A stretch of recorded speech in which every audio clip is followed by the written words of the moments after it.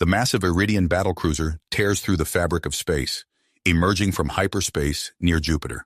Its energy weapons glow ominously, powering up to strike Earth. The alien vessel looms large against the backdrop of the gas giant, its intent clear and menacing. But the Iridians have no idea what awaits them in the shadow of the solar system's largest planet. Commander Wayne Morgan stands on the bridge of the UEC Titan, his eyes fixed on the tactical display. 50 state-of-the-art warships surround him, hidden from view by advanced cloaking technology. The fleet waits in tense silence, a coiled spring ready to unleash its power. A signal flashes on Morgan's console. Earth Defense Command has given the go-ahead. The commander's voice rings out, clear and authoritative. All ships, power up and prepare to engage. Operation Shadow Strike is now active. As one, the hidden human fleet comes to life. Cloaking fields shimmer and fade, revealing sleek, angular vessels bristling with weaponry. The ships move into attack formation with practiced precision, their sudden appearance catching the Iridian forces completely off guard. Admiral Yara, aboard the Iridian flagship, reacts with shock as alarms blare throughout her vessel. "Impossible," she hisses, mandibles clicking in agitation. Where did they come from? The battle erupts in a spectacular display of firepower. Human ships dart and weave between the lumbering Iridian vessels, their superior maneuverability evident. Energy beams lance out, striking with pinpoint accuracy. Explosions blossom across the hulls of alien ships as the unexpected assault takes its toll. Morgan's strategic brilliance shines as he directs the fleet. "Concentrate fire on their propulsion systems," he orders. "Cut off their retreat." The human ships respond instantly, exploiting weaknesses in the Iridian defenses. Key systems on the alien vessels go dark as precise strikes disable weapons and engines. The Iridian battlecruiser, caught in the center of the onslaught, struggles to coordinate a defense. Admiral Yara barks orders, desperation creeping into her voice. "Return fire! Launch all fighters!" But her tactics prove ineffective against the lightning-fast human assault. The tide of battle shifts dramatically as more Iridian ships fall silent or erupt in flames. Realizing the gravity of the situation, Yara makes a difficult decision. "All ships, retreat! We must warn the High Command." But as the surviving Iridian vessels attempt to flee, they find their escape routes cut off by the human fleet. Morgan seizes the opportunity, his voice steady as he issues commands. "All ships, execute final strike pattern. Disable the Iridian flagship." The human fleet moves as one, surrounding the crippled Iridian battlecruiser. A coordinated barrage of weapons fire tears through the alien vessel's remaining defenses. On the bridge of her ship, Admiral Yara watches in disbelief as system after system fails. As the smoke clears, the outcome is undeniable. The hidden human fleet has achieved a resounding victory, turning the tables on the unsuspecting Iridian invaders. The battle in the shadow of Jupiter marks a turning point in the war, demonstrating that humanity is far from the easy prey the Iridians had assumed. Commander Morgan allows himself a small smile as he opens a channel to the Iridian flagship. "Admiral Yara, this is Commander Wayne Morgan of the United Earth Coalition. Your fleet is defeated and you are surrounded. I suggest you consider the terms of your surrender." As the disabled Iridian battlecruiser drifts silently against the backdrop of Jupiter, questions race through the minds of both humans and aliens alike. What other secrets and capabilities might humanity possess? The answer to that question will send shockwaves through the Iridian High Command and potentially alter the course of the interstellar conflict forever. The silence that followed Commander Morgan's ultimatum was broken only by the faint hum of the UEC Titan systems. Admiral Yara's image on the display remained frozen in disbelief, her mandibles twitching slightly as she processed the sudden reversal of fortune. "Your response, Admiral?" Morgan pressed, his voice firm but not unkind. After a moment's hesitation, Yara's shoulders slumped in defeat. We surrender, Commander. The Iridian forces under my command yield to your authority." Morgan nodded, his expression a mix of satisfaction and fierce dedication. "Wise decision, Admiral. Prepare your ship for boarding. We'll begin transfer operations immediately." As the communication channel closed, the bridge of the Titan erupted into a flurry of activity. Officers relayed orders, coordinating the complex dance of securing a vessel many times the size of their own. "Lieutenant Chen, assemble the boarding teams," Morgan commanded. "I want Dr. Reeves and her research team ready to deploy as soon as we've secured the Iridian ship." "Aye, sir," Chen responded, her fingers flying over her console. Within the hour, shuttles swarmed from the human fleet, latching onto the disabled Iridian battlecruiser like remors on a shark. Heavily armed Marines poured into the alien vessel, quickly subduing the shell-shocked Iridian crew. Dr. Elena Reeves, her dark hair pulled back in a tight bun, led a team of scientists and engineers through the cavernous corridors of the alien ship. Her eyes widened as she took in the strange biomechanical architecture. "This technology, it's decades beyond anything we've seen before," she murmured, running a hand along a pulsing, vein-like conduit. "The integration of organic and inorganic components is seamless." As Reeves and her team delved deeper into the ship's systems, they uncovered a treasure trove of data. Schematics for advanced weaponry, star charts detailing Iridian territory, and tactical analyses of Earth's defenses scrolled across their tablets. Meanwhile, aboard the Titan, Commander Morgan oversaw the transfer of prisoners. Admiral Yara, her once proud bearing now subdued, was escorted onto the human vessel, flanked by armed guards. "Where are you taking us?" Yara asked, her multifaceted eyes darting nervously. Morgan met her gaze steadily. "To a secure facility where you'll be treated fairly, Admiral. Your cooperation could save many lives, both human and Iridian."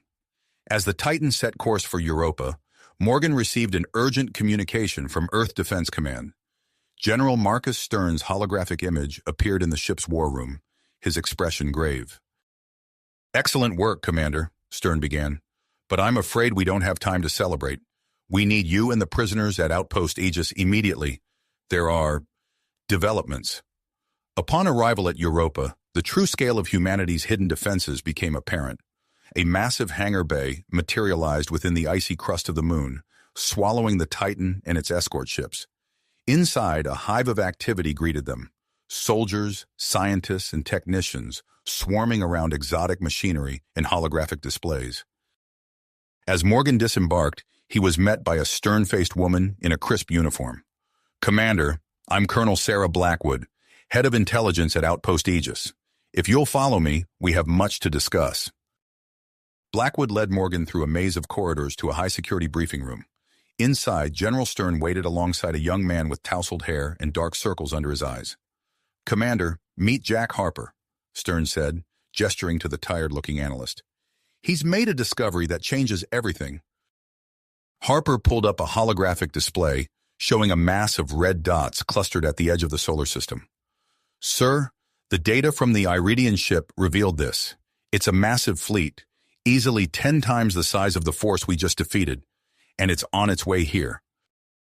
Morgan felt a chill run down his spine. "How long do we have?" "A week, maybe less," Harper replied, his voice barely above a whisper. Stern's eyebrows furrowed.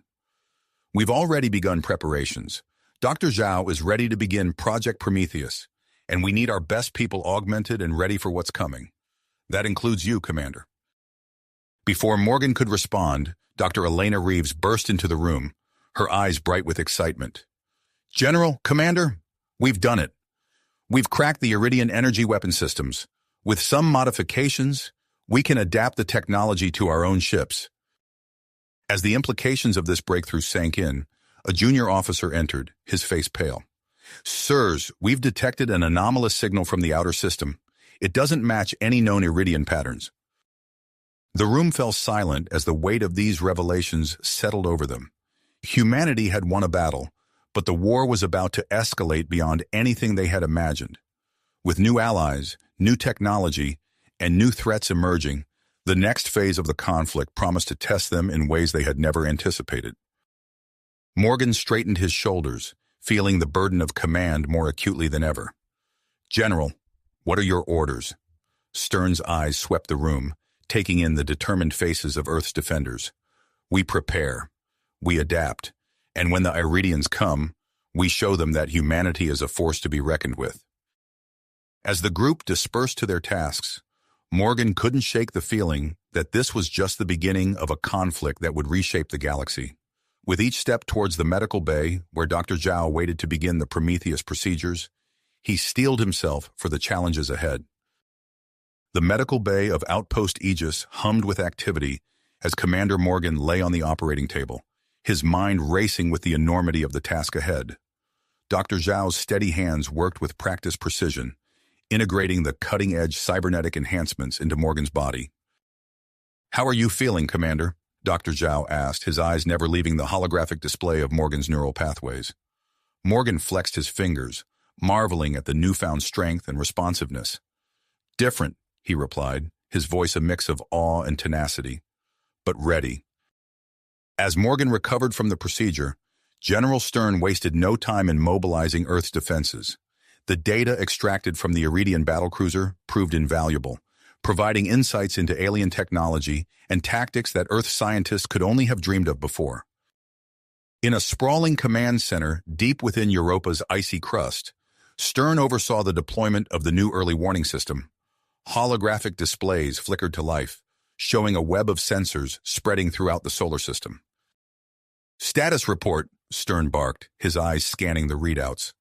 Lieutenant Amelia Rodriguez, her fingers dancing across the control panel, responded crisply.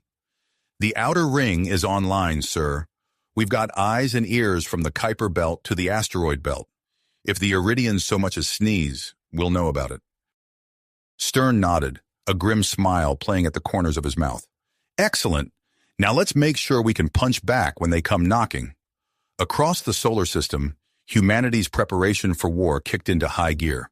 On Mars, massive factories churned out spacecraft and weaponry at an unprecedented rate.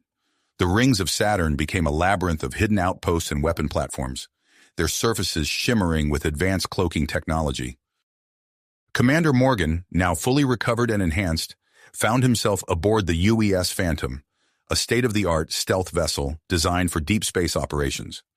His team of augmented soldiers stood at attention in the ship's briefing room, their cybernetic implants gleaming under the harsh lighting. "Listen up," Morgan began, his voice carrying a newfound resonance. "Our mission is to establish a network of forward bases throughout the outer solar system. These outposts will serve as our eyes and ears, and if necessary, our first line of defense." He gestured to a holographic map of the solar system, highlighting key locations. "We'll start with Pluto and work our way in. Speed and stealth are paramount. The Iridians must not detect our activities." As the Phantom slipped silently through the void of space, Dr. Elena Reeves was making groundbreaking progress back on Earth. In her lab at the Geneva Research Institute, she stood before a shimmering energy barrier, her face illuminated by its soft blue glow. "Increase power by 10%, she instructed her team, her eyes never leaving the readouts on her tablet. The shield's hum deepened, and Reeves nodded in satisfaction. "Perfect. Let's see how it holds up against a simulated Iridian energy blast." A massive cannon lowered from the ceiling, its barrel glowing with an ominous red light. With a deafening roar, it fired a concentrated burst of energy at the shield. The lab shook with the impact, but when the smoke cleared, the barrier remained intact. Reeves couldn't suppress a triumphant smile. "Send word to General Stern. We're ready for mass production." While Earth's defenses grew stronger by the day, the mysterious signal from the outer solar system continued to puzzle and concern military leadership. Captain Derek Chen, aboard the scout ship Curiosity, approached the uninhabited planet with caution. "All sensors on full sweep," Chen ordered, his eyes narrowed as he studied the planet's barren surface. "I want to know if a pebble so much as shifts down there." As the Curiosity entered orbit, the ship's AI suddenly chirped an alert. "Captain, I'm detecting a massive energy signature beneath the planet's surface. It appears to be activating." Before Chen could respond, the planet's crust began to split apart, revealing a vast, gleaming structure unlike anything humanity had ever encountered. Intricate patterns of light raced across its surface, pulsing with otherworldly energy. "My God," Chen whispered, his voice filled with a mixture of awe and trepidation. "What have we stumbled upon?" Back at Outpost Aegis, the interrogation of Admiral Yara was yielding crucial intelligence. Colonel Sarah Hawkins, Earth's foremost expert in xenopsychology, sat across from the Iridian leader in a stark white room. Your fleet's tactics are impressive, Admiral, Hawkins said, her tone casual yet probing. But surely you must have contingencies for unexpected resistance? Yara's mandibles clicked in agitation. Our strategies have conquered 1,000 worlds. Your planet is no different. Hawkins leaned forward, her eyes locked on Yara's alien features. But we are different, aren't we? You've never encountered a species quite like us before.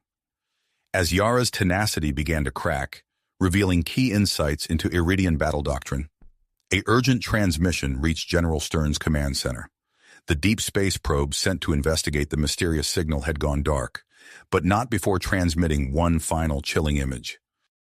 Stern stared at the holographic display, his face pale in the ghostly light. The image showed a colossal structure hidden within the Oort cloud, its true scale almost beyond comprehension. Analysis, Stern demanded, his voice tight. A young analyst, his augmented eyes rapidly processing the data, responded, Sir, based on the scale and energy readings, this structure could be a shipyard or staging area. It's capable of producing fleets that would dwarf anything we've seen so far. Stern's mind raced with the implications. He keyed his comm unit. Get me Commander Morgan. We have a new mission, and the fate of Earth may depend on its success. As the transmission went out, Morgan and his team were already in motion, unaware of the perilous task that awaited them. The augmented soldiers moved with inhuman grace, setting up the final outpost on Neptune's moon Triton. Morgan paused, a strange sensation prickling at the base of his skull. His enhanced senses told him that something monumental was about to change. As if on cue, his comm unit crackled to life with Stern's urgent message. The commander's cybernetic eyes narrowed as he absorbed the information. A new mission, a hidden threat, and a chance to strike at the heart of the Iridian war machine before it could fully awaken. Team! Morgan called out, his voice carrying across the icy Triton landscape. Prep for immediate departure. We've got a new target, and time is not on our side. As the augmented soldiers quickly dismantled their equipment, Morgan's mind raced with possibilities. The enhancements Dr. Zhao had given them would be put to the ultimate test. Whatever alien horrors awaited them in the depths of the Oort cloud, humanity's best and brightest were ready to face them head-on. The UES Phantom's engines flared to life, propelling the stealth ship towards the edge of the solar system. Inside, Morgan and his team prepared for a mission that would take them into the heart of enemy territory, armed with humanity's most advanced technology and the element of surprise. As Earth continued its frantic preparations for the coming storm, the fate of the entire planet now rested on the shoulders of a handful of augmented soldiers and their daring plan to strike at the unseen heart of the Iridian war machine. As the Phantom accelerated towards the outer reaches of the solar system, Commander Morgan received an urgent transmission from General Stern. Commander, we've initiated Operation Aegis. Stern's holographic image flickered to life in the ship's command center. Dr. Reeves is deploying automated defense platforms throughout the asteroid belt. Your mission to the Oort cloud structure is now our top priority. We need intel on what we're up against. Morgan nodded, his cybernetic eyes scanning the mission briefing that scrolled across his neural interface. Understood, sir. We're prepared for anything. As the Phantom pushed deeper into space, Earth's defenses continued to evolve at a breakneck pace. In the asteroid belt, Dr. Elena Reeves oversaw the deployment of the automated defense platforms. She stood on the bridge of a massive construction vessel, her eyes fixed on the swarm of drones assembling the intricate network of shields and weapons. Power up the next platform, she ordered, her voice calm despite the tension in the air. The space around them shimmered as another defensive node came online, its energy shields casting a faint blue glow against the backdrop of distant stars. Meanwhile, on the uninhabited planet at the edge of the solar system, Captain Derek Chen and his team made a discovery that would change the course of the war. As they explored the vast alien structure beneath the planet's surface, Chen's hand brushed against a panel, activating a holographic display. My God, he breathed, his eyes widening as he took in the information before him. This wasn't built by the Iridians. It's far older. His second-in-command, Lieutenant Amara Okafor, leaned in to examine the alien script. Sir, if I'm reading this correctly, It mentions something called precursors. Could they be the ones who built this?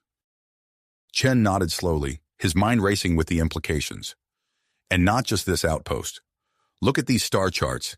It suggests they had a hand in shaping both human and Iridian civilizations. As Chen's team worked to unravel the mysteries of the precursor outpost, Earth's military leadership pushed forward with increasingly ambitious projects. In a sprawling underground facility, General Stern stood before a colossal humanoid form, its metal skin gleaming under the harsh lights. Project Titan, Dr. Samuel Frost announced proudly, gesturing to the towering mech. Designed to engage Iridian ships in both space and planetary combat. Stern watched as Major Alexander Graves, encased in a form-fitting pilot suit, climbed into the mech's cockpit. The massive machine hummed to life, its movements fluid and precise as Graves put it through its paces. Impressive, Stern nodded, a glimmer of hope in his eyes. How soon can we have a full battalion ready? Frost consulted his tablet. We're ramping up production now. With the resources allocated to Project Titan, we should have a significant force ready by the time the Iridians reach our outer defenses. While Earth's military might grew, Colonel Sarah Hawkins prepared for a mission of a different sort. In a secure briefing room, she addressed a team of elite operatives, their faces set with steadfast perseverance. Our target is General Zorak, Hawkins explained, bringing up a holographic image of a high-ranking Iridian officer. He's overseeing the invasion plans. If we can capture him, we'll gain invaluable intelligence on the Iridian fleet's capabilities and strategies. Lieutenant James Reese, a master of stealth and infiltration, studied the Iridian's alien features. How do we get close enough to grab him? Hawkins smiled, a dangerous glint in her eye. That's where your particular set of skills comes in, Lieutenant. We've identified a Iridian command outpost on one of Saturn's moons. You'll infiltrate the facility, locate Zorak, and extract him before they know what hit them. As these plans unfolded across the solar system, Commander Morgan and his team underwent intense training aboard the Phantom. In a holographic simulation chamber, the augmented soldiers faced increasingly challenging scenarios designed to push their enhanced abilities to the limit. Sergeant Maria Vasquez, her cybernetic implants allowing her to interface directly with alien technology, worked to disable a simulated Iridian security system. Beside her, Corporal Dmitry Volkov planted virtual explosive charges with inhuman precision, his augmented muscles allowing him to move with incredible speed and agility. Morgan watched his team work, pride swelling in his chest. Again, he ordered as the simulation reset. Faster this time. We need to be perfect. In his lab on Earth, Dr. Victor Zhao put the finishing touches on his latest breakthrough in neural interface technology. He carefully attached a sleek, almost invisible device to the base of a test subject's skull. Now, Zhao instructed, focus on the weapon system in front of you. Don't use your hands. Control it with your mind. The subject's eyes narrowed in concentration, and a moment later, the weapon system sprang to life, its targeting systems locking onto a series of holographic targets with impossible speed and accuracy. Zhao allowed himself a small smile of satisfaction. Excellent. This will give our pilots and ground forces a significant edge in combat scenarios. As Earth's preparations reached their final stages, a piercing alarm shattered the tense atmosphere of the solar system's outer defense perimeter. In the command center of Outpost Aegis, General Stern rushed to the main display, his face illuminated by the pulsing red alert. Report, he barked, his eyes scanning the incoming data. A young analyst, her fingers flying over her console, responded with scarcely controlled panic. Sir, we're detecting a massive energy surge at the edge of the solar system. The readings, they're off the charts. Stern's mind focused as he processed the implications. The Iridian fleet. They're here. Across the solar system, humanity's forces snapped into action. Defense platforms powered up, mechs stood at the ready, and warships moved into predetermined formations. On the bridge of the Phantom, Commander Morgan received the alert, his cybernetic systems flooding him with tactical data. This is it, team, he announced, his voice steady despite the gravity of the situation. We're launching ahead of schedule. The Ort cloud structure is our target. Whatever it is, we need to find a way to use it against the Iridians. As the Phantom's stealth systems engaged, rendering the ship nearly invisible against the backdrop of space, Morgan couldn't help but feel the weight of humanity's future on his shoulders. The success of their mission could mean the difference between victory and annihilation. The ship's engines flared to life, propelling them towards the mysterious structure that loomed at the edge of human space. As they left the relative safety of Earth's defenses behind, Morgan and his team steeled themselves for the challenges that lay ahead. The final battle for humanity's survival had begun, and they were diving headfirst into the heart of the storm. Enemy. The final battle for humanity's survival had begun, and they were diving headfirst into the heart of the unknown. As the Phantom accelerated towards the Oort cloud, Commander Morgan's enhanced senses detected a subtle shift in the ship's vibrations. He turned to his second-in-command, Lieutenant Sarah Chen, her cybernetic eyes glowing faintly in the dim light of the bridge. "Status report," Morgan ordered, his voice calm despite the tension thrumming through the ship. Chen's fingers danced across the holographic display. "All systems nominal, Commander. Stealth systems are operating at peak efficiency. We're approaching the outer boundary of the Oort cloud now." Morgan nodded, his gaze fixed on the viewport as the distant pinpricks of light gave way to a sea of icy bodies. "Maintain current course. Sergeant Vasquez, begin active scans for the structure. Use narrow-beam transmissions only. We can't risk detection." "Aye, sir," Vasquez responded, her cybernetic implants interfacing directly with the ship's advanced sensor array. As the Phantom pushed deeper into the Oort cloud, the tension on the bridge ratcheted up. Every crew member knew the weight of their mission. The fate of Earth rested on their ability to uncover the secrets of this mysterious Iridian structure. Suddenly, Vasquez's eyes widened. "Contact! Massive structure detected at bearing 047 Mark 012. Sir, it's enormous." The main view screen flickered to life, revealing a sprawling complex that dwarfed anything humanity had ever constructed. Vast arrays of interlocking structures stretched for kilometers, their alien architecture a testament to the Iridian's technological superiority. "It's a shipyard," Morgan breathed, his enhanced vision picking out details invisible to normal human eyes. "And those must be—" "Ships," Chen finished, her voice hushed. "Dozens of them, maybe hundreds." Morgan's mind raced, quickly formulating a plan. "Vasquez, scan for weak points. Chen, plot an approach vector that keeps us in the shadow of the larger debris fields. Corporal Volkov, prep the infiltration gear. We're going in." As the Phantom maneuvered through the treacherous debris field, Morgan briefed his team on their new objectives. "Our primary goal remains intelligence gathering, but if we can sabotage their operations, we take that shot. Understood?" A chorus of affirmatives echoed through the ship's comm system.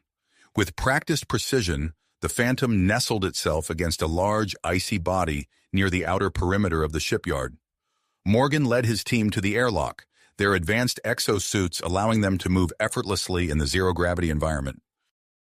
"Vasquez, you're on point. Get us inside and access their systems.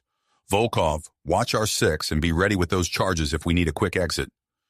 The team moved silently across the icy surface, their suits' stealth systems rendering them nearly invisible against the backdrop of space.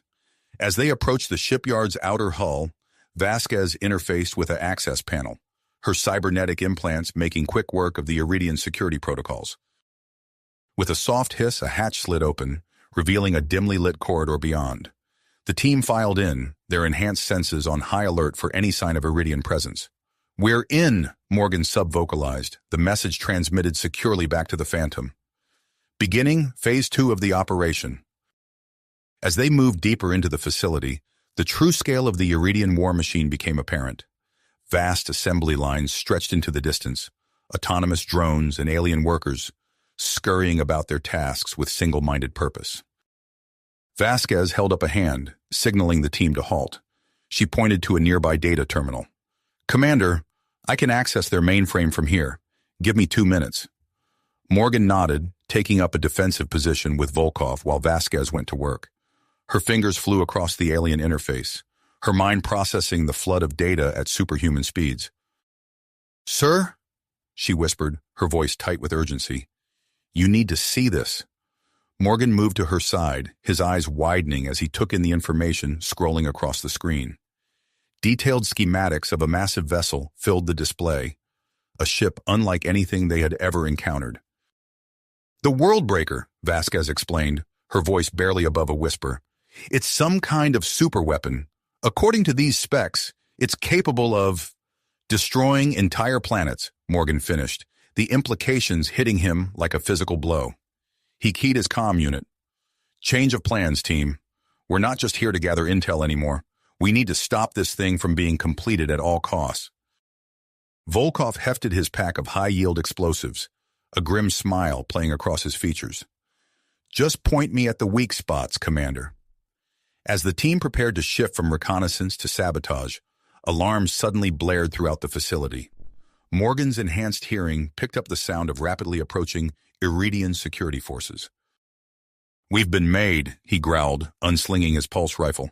"Vasquez, grab what data you can. Volkov, start planting those charges.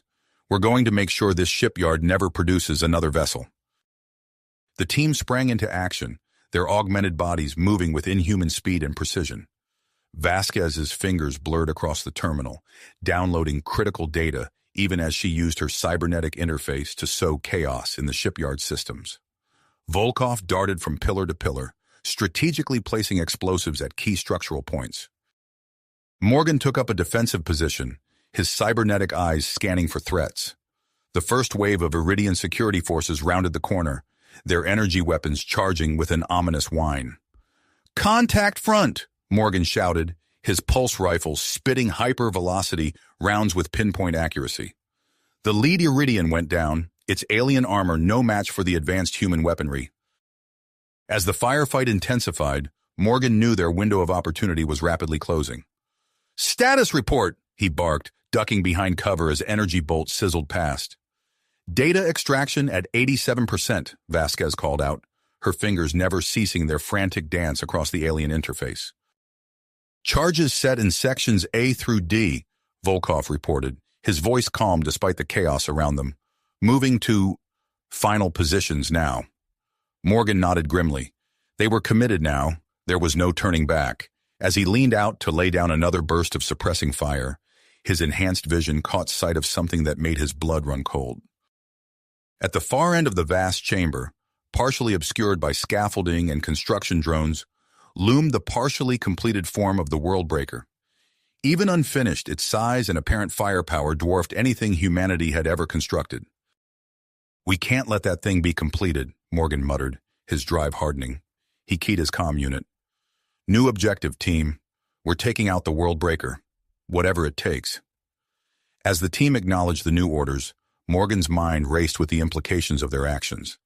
They were about to strike a blow that could turn the tide of the entire war, if they survived long enough to see it through. With Iridian reinforcements pouring in and the clock ticking down on their sabotage mission, Commander Morgan and his team prepared to make their final, desperate push towards the heart of the enemy's war machine. The fate of Earth, and perhaps the entire galaxy, hung in the balance. Balance hung in the balance. The fate of Earth, and perhaps the entire galaxy, hung in the balance as Commander Morgan made his decision. "Vasquez, Volkov, you're with me," Morgan ordered, his voice steady despite the chaos around them. "Chen, take the rest of the team and get that data back to the Phantom. We'll rendezvous at Extraction Point Alpha in 30 minutes. Chen nodded, her cybernetic eyes gleaming with grit. "Understood, Commander. Good hunting." As Chen's group peeled off, Morgan led his small team deeper into the heart of the Iridian facility. The distant sounds of battle echoed through the cavernous structure as Earth's defenses engaged the invading fleet. Vasquez's fingers danced across a nearby terminal, her cybernetic implants allowing her to interface directly with the alien systems. "Sir, I've initiated a cascade failure in the power grid. We'll have about 5 minutes of darkness before their backups kick in."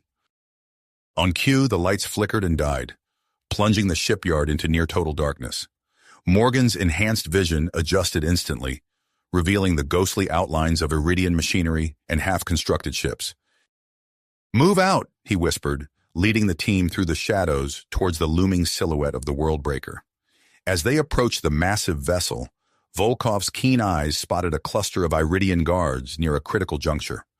Morgan raised a fist, halting the team's advance. With a series of hand signals, he directed Vasquez to flank left while he and Volkov provided cover. The team moved with preternatural silence, their augmented bodies allowing them to navigate the treacherous terrain without a sound. As they neared their targets, Morgan gave the signal. Vasquez struck first, her cybernetically enhanced muscles propelling her into the midst of the Iridian guards with blinding speed. Before they could react, she had disabled two with precision strikes to vulnerable points in their alien physiology. Morgan and Volkov opened fire simultaneously, their advanced weapons cutting through the remaining guards' armor with surgical precision. In a matter of seconds, the threat was neutralized.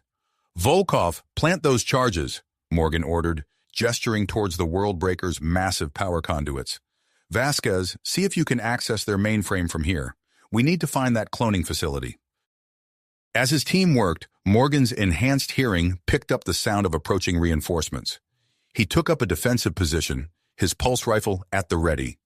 The first wave of Iridian security forces rounded the corner, their energy weapons charging with an ominous whine. Morgan's cybernetic targeting systems locked on, and he unleashed a barrage of hypervelocity rounds. The lead Iridians fell, their alien armor no match for the advanced human weaponry. "Charges set, Commander," Volkov reported, his voice calm despite the firefight raging around them. Vasquez's eyes widened as she processed the data streaming through her neural interface. "Sir, I've found it. The cloning facility is 2 levels down, directly beneath us." Morgan nodded grimly. "Then that's where we're headed.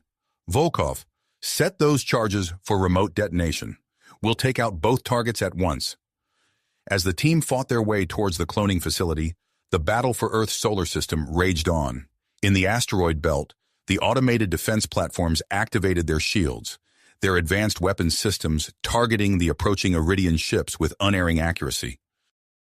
Aboard the flagship of Earth's counteroffensive fleet, Admiral Elena Reeves watched as her ships emerged from their hiding spots in the Jovian system. The crews, their neural interfaces humming with activity, moved with unprecedented coordination. "All ships, this is Admiral Reeves," she broadcast across the fleet's secure channel. "Engage the enemy, show them what humanity is capable of." The space around Saturn's rings erupted into a dazzling display of weapons fire as Earth's next-generation warships clashed with the Iridian vanguard. The neural interface technology allowed human pilots to react with superhuman speed, their ships dancing through the debris field with impossible grace. On Mars, Major Alexander Graves received the order he'd been waiting for. "Project Titan is a go," he announced to his mech pilots. "Launch sequence initiated." The massive hangars beneath the Martian surface rumbled to life as the Titan mechs powered up. With a thunderous roar, the colossal war machines launched from the red planet, their powerful thrusters propelling them towards the heart of the battle. As the mechs slingshot around Phobos and Deimos, using the moon's gravity to accelerate, Major Graves couldn't help but feel a surge of pride. These machines represented the pinnacle of human engineering and the indomitable spirit of their species. Back on Earth, Dr. Victor Zhao pored over the flood of data streaming in from the augmented soldiers and ships. His eyes widened as he noticed a recurring pattern in the Iridian tactics. "General Stern," he called out, his voice urgent. "I think I've found something. The Iridians, they're vulnerable. Their entire command structure relies on centralized control. If we could disrupt that..." General Stern leaned in, his eyes scanning the data. "A targeted cyber attack," he mused. "It could cripple their entire war effort. Get me Admiral Reeves. We need to coordinate this with our offensive." As Earth's forces fought valiantly against the Iridian onslaught, Commander Morgan and his team reached the entrance to the cloning facility. The massive chamber stretched out before them, filled with row upon row of gestation pods, each containing a developing Iridian soldier. "My God," Vasquez breathed, her voice barely audible over the comlink. "There must be millions of them." Morgan's fists tight in steadfast perseverance. "Then we make sure none of them see the light of day. Volkov, start planting those charges. Vasquez, see if you can overload their life support systems. We're shutting this place down for good." As the team worked to sabotage the facility, Morgan's enhanced senses picked up a new threat. A group of fully grown Iridian soldiers, their armor gleaming in the harsh light of the cloning chamber, had discovered their presence. "Incoming!" Morgan shouted, diving for cover as energy bolts sizzled past. "Vasquez, Volkov, double time it. We need to finish this and get out of here." The firefight intensified, with Morgan using every ounce of his augmented abilities to keep the Iridians at bay. His muscles burned with exertion, cybernetic enhancements pushed to their limits as he darted from cover to cover, laying down suppressing fire. "Charges set, Commander," Volkov reported, his voice strained but steady. "Ready for remote detonation." Vasquez's fingers flew across the alien console, her cybernetic interface allowing her to navigate the complex systems within human speed. "Life support overload initiated. This place is going to be a tomb in 5 minutes." Morgan nodded, his mind already calculating their escape route. "Fall back to extraction point Alpha. We've done what we came here to do." As the team fought their way out of the cloning facility, Morgan couldn't help but feel a glimmer of hope. They had struck a significant blow against the Iridian war machine, but the battle for Earth's survival was just the beginning. With the world breaker and the cloning facility set to be destroyed, humanity had bought itself some time. But as they raced back to the Phantom, Morgan knew that the true test of their species' resilience was yet to come. Their cybernetic enhancements screamed warnings of imminent system overload as they pushed themselves to the limit. As they rounded the final corner towards the extraction point, a squad of elite Iridian warriors materialized before them, their advanced battle suits gleaming under the harsh emergency lighting. Vasquez's team skidded to a halt, pulse rifles raised. "Contact front!" Vasquez shouted, her cybernetic targeting system already identifying weak points in the enemy's armor. The air crackled with energy as both sides opened fire simultaneously. Vasquez's team dove for cover, their augmented reflexes allowing them to narrowly avoid the first salvo of alien weaponry. Private Chen, her neural interface working overtime, calculated trajectories and relayed them to the team. "Crossfire pattern Delta," she called out, her voice steady despite the chaos.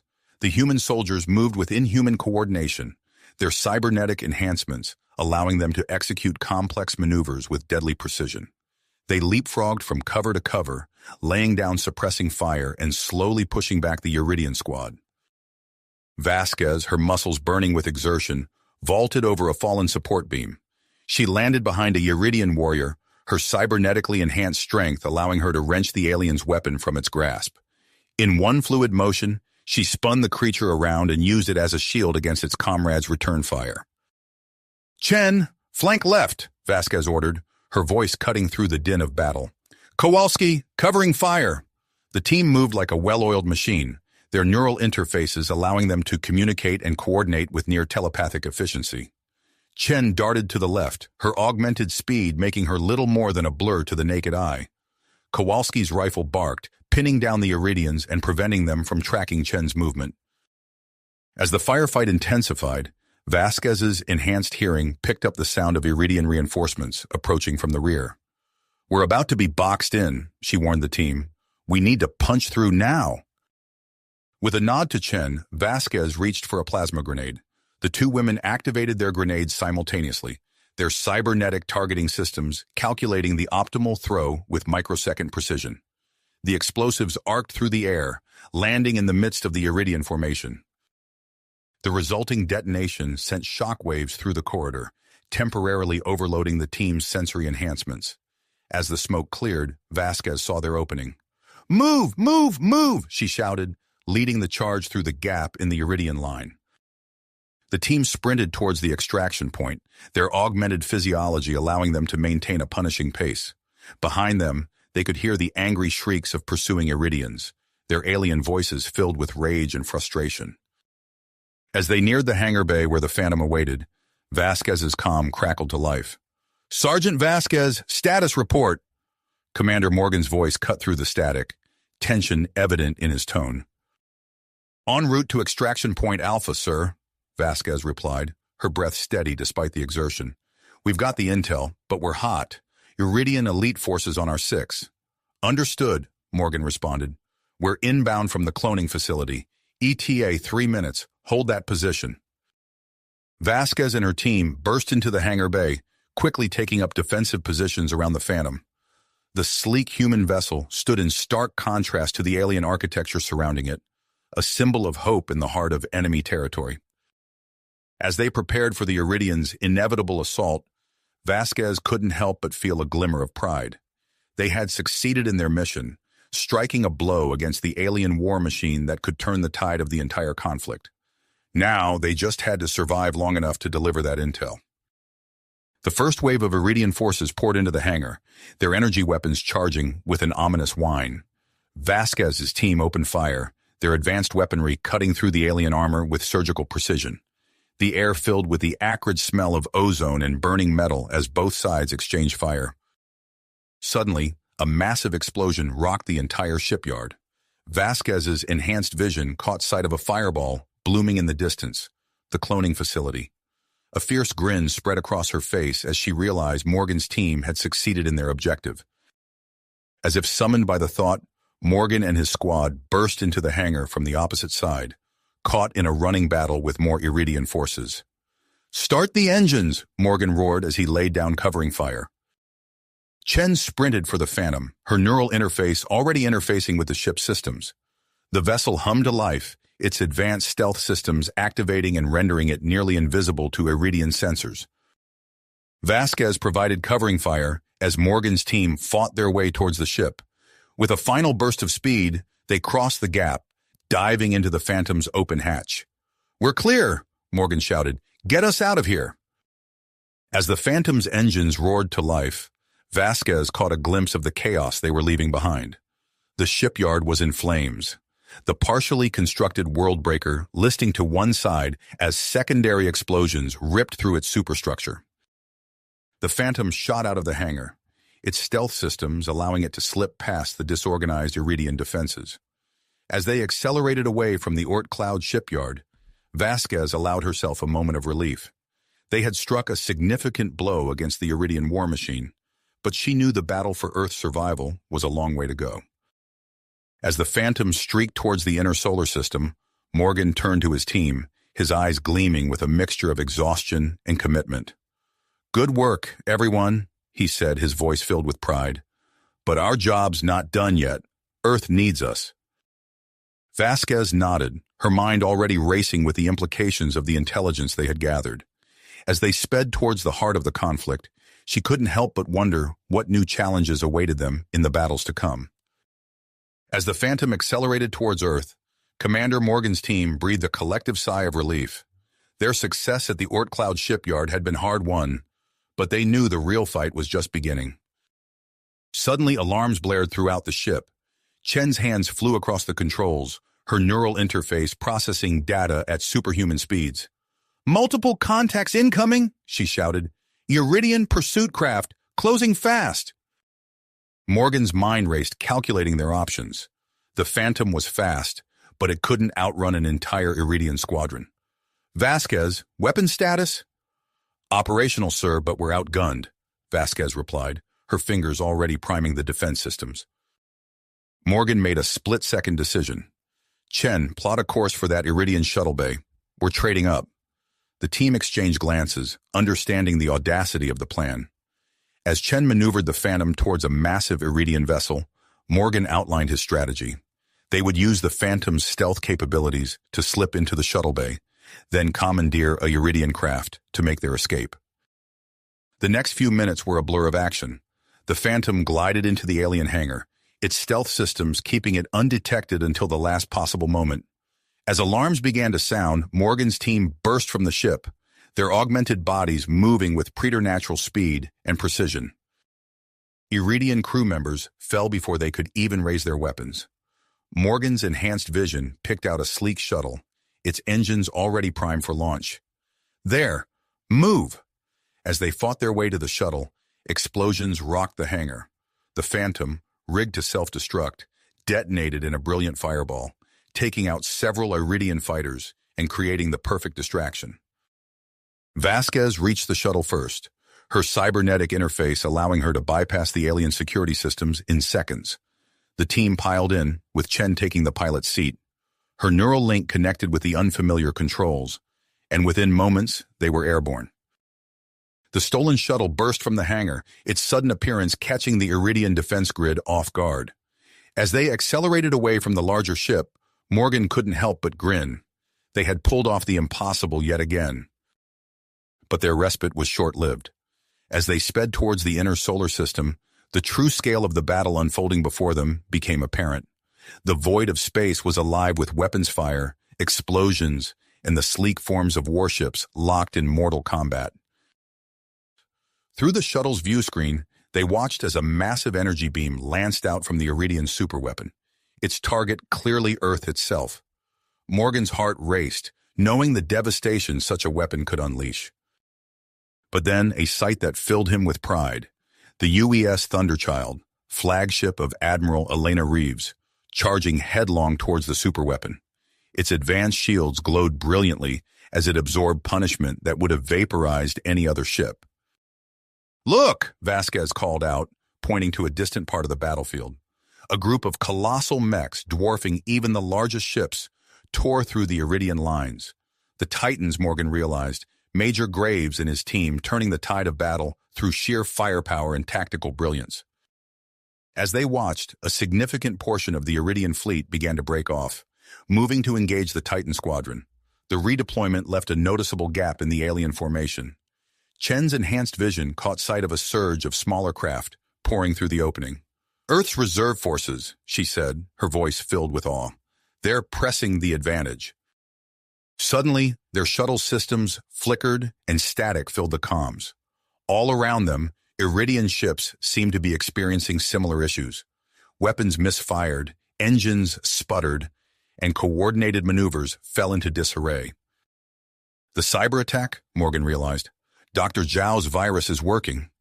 As they navigated through the chaos, a new alert pinged on their sensors. A squadron of Earth fighters was engaging the Iridian flagship, their movements so precise and coordinated that Morgan knew they had to be enhanced pilots. But amidst the furious battle, something else caught Morgan's attention. A massive ship, unlike anything he had ever seen before, was powering up some sort of device. As he watched, a shimmering field enveloped a Iridian troop transport. The transport seemed to stretch and distort before imploding in on itself, leaving nothing but debris in its wake.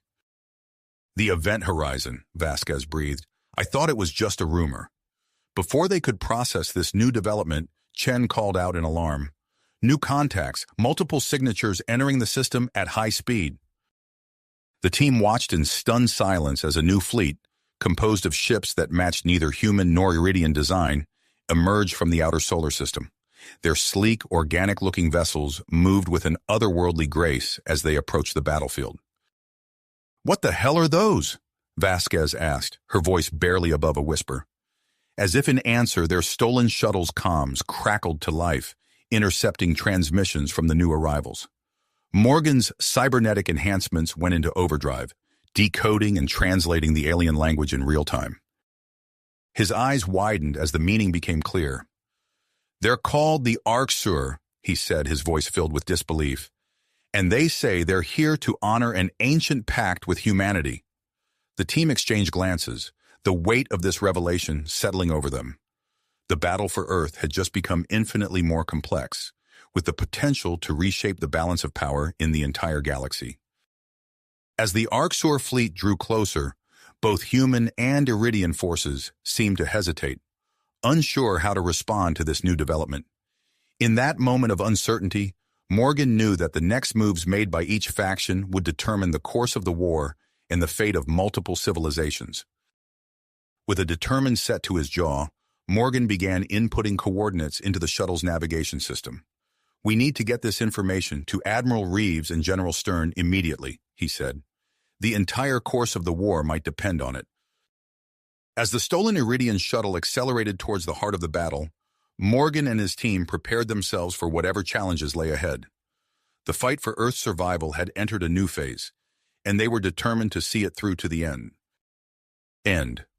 The fight for Earth's survival had entered a new phase, and they were determined to see it through to the very last. As their shuttle hurtled through the chaos of battle, Morgan's enhanced vision caught sight of a familiar vessel. "There!" he shouted, pointing at the sleek form of the UES Thunderchild. "Chen, get us on their comm frequency." Chen's fingers flew over the alien controls, her neural interface adapting to the unfamiliar technology with remarkable speed. "Channel open, sir." "Thunderchild, this is Commander Morgan," he said, his voice steady despite the adrenaline coursing through his veins. "We have critical intel on the new arrivals." There was a moment of static before Admiral Reeves's voice crackled through. "Morgan? What the hell are you doing in a Uridian shuttle?" "Long story, ma'am," Morgan replied, "but we've intercepted communications from the new fleet. They call themselves the Orcs, and they claim to be here to honor some kind of ancient pact with humanity." A beat of silence followed as Reeves processed this information. "Understood, Commander. Dock with us immediately. I need every detail you've got." As Chen maneuvered their stolen shuttle towards the Thunderchild, Morgan watched the unfolding battle through the viewscreen. The arrival of the Arcsur had thrown the entire field into disarray. Iridian ships, their coordinated formations now in shambles, struggled to regroup. The moment their shuttle touched down in the Thunderchild's hangar, Morgan and his team were whisked away to the bridge. Admiral Reeves, her face etched with the strain of command, turned to greet them. "Report, Commander," she said without preamble. Morgan quickly relayed everything they had learned about the Arcsur, their enhanced minds allowing them to recall and process the information within human speed. As he spoke, Reeves's expression grew increasingly grave. "An ancient pact?" she mused. "I've never heard of such a thing." Before she could continue, a priority transmission cut through the ship's communications. General Marcus Stern's holographic form materialized on the bridge, his eyes blazing with intensity. "Admiral, I've received your report on the Arcsur," he said. "I'm ordering a temporary disengagement from the Iridian superweapon. Establish a defensive perimeter around Earth while we attempt diplomacy with these newcomers." Reeves nodded, already inputting commands into her tactical display. "Understood, General. What about the Iridians?" "Dr. Zhao is intensifying his cyber attack on their systems," Stern replied.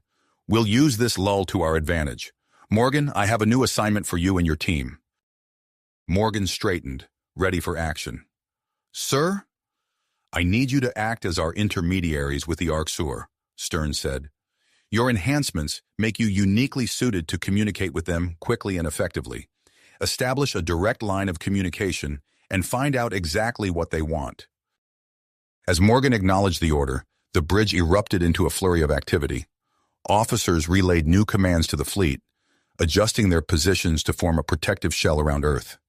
On the main view screen, Morgan watched as the massive Arcsur vessels drew closer, their organic-looking hulls gleaming in the light of distant stars. Using the Thunderchild's powerful communications array, Morgan and his team reached out to the Arcsur flagship. Their cybernetic enhancements worked overtime, processing and translating the alien language in real time. "This is Commander Wayne Morgan of Earth Defense Force," he transmitted. "We request direct communication with your leaders." There was a moment of tense silence before a response came through. The alien's voice was unlike anything Morgan had ever heard, a complex series of harmonics that his implants struggled to render into human speech. "Greetings, descendants of our ancient allies," the Arcsur leader's translated voice resonated through the bridge. "We come to fulfill our sacred duty. The Uridian invasion is a violation of galactic law, and we stand ready to aid you in repelling these aggressors." A collective sigh of relief swept through the bridge, but Morgan's enhanced instincts told him there was more to come. He was right. "However," the Arcsur continued, "we must insist on access to certain precursor artifacts hidden on your world. These relics are vital to our mission and your survival." Morgan exchanged a glance with Admiral Reeves, both of them recognizing the weight of this request. As they prepared to relay this information to General Stern, alarms blared across the Thunderchild systems. "Multiple breaches detected planetside," an officer shouted. "We're picking up signs of coordinated attacks on key defense installations." Reeves' face hardened as she quickly assessed the situation. The Iridians must have had sleeper agents in place. "Morgan, continue negotiations with the Arcsur. I need to coordinate our response to these new threats." As Morgan turned back to the comm system, He could see the battle shifting once again. The Iridian fleet, having regrouped under Warlord Krogath's command, was pressing forward with renewed vigor. Earth's forces, now split between defending against this new assault and dealing with the planetside attacks, were stretched thin. In the midst of this chaos, the Arcsur fleet remained in position, a silent, watchful presence. Their offer of aid hung in the balance, contingent on humanity's willingness to share the mysterious precursor artifacts. Morgan took a deep breath, knowing that his next words could determine the fate of the entire war. As he prepared to relay the Arcsur's demands to General Stern, he couldn't help but wonder what other secrets lay hidden in Earth's past, and what consequences their revelation might bring to the surface. "General Stern," Morgan said, his voice tense as he relayed the Arcsur's message. "They're demanding access to precursor artifacts hidden on Earth. They claim these relics are vital to our survival." The hologram of General Stern flickered, his face a mask of concentration as he processed this information. After a moment of heavy silence, he spoke. "Understood, Commander. Tell them we agree to limited access. We need their help to turn this battle around." Morgan nodded, turning back to the comm system.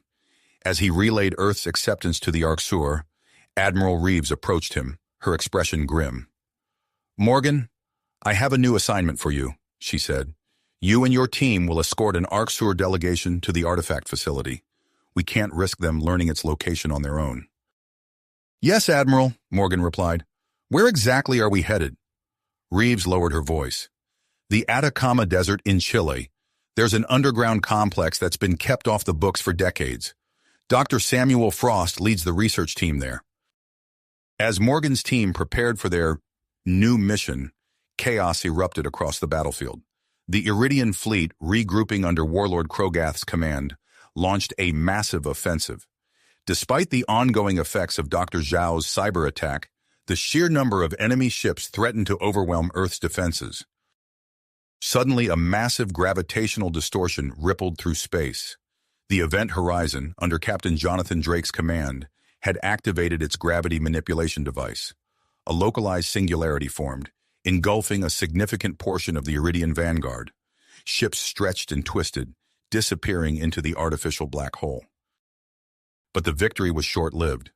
Alarms blared across the Thunderchild's bridge as the Event Horizon's energy readings spiked dangerously. "The Event Horizon is withdrawing," an officer reported. "Their systems are critically damaged." Admiral Reeves grimaced, quickly reassessing their strategy. "Order all ships to form a defensive perimeter around Earth. We need to buy time for Morgan's team and the Arcsur." As the space battle raged, Morgan and his team boarded their stolen Iridian shuttle once more. A small group of Arcsur representatives joined them, their alien forms moving with an unsettling grace in the confined space.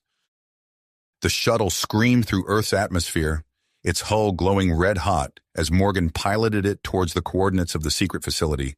Behind them, the sky lit up with the flashes of orbital combat. They touched down in the barren expanse of the Atacama Desert, the facility's entrance revealing itself as massive doors slid open in the rocky ground. As they disembarked, the harsh sun beating down on them, Morgan's enhanced vision caught movement in the distance. "We've got company," he warned, raising his weapon.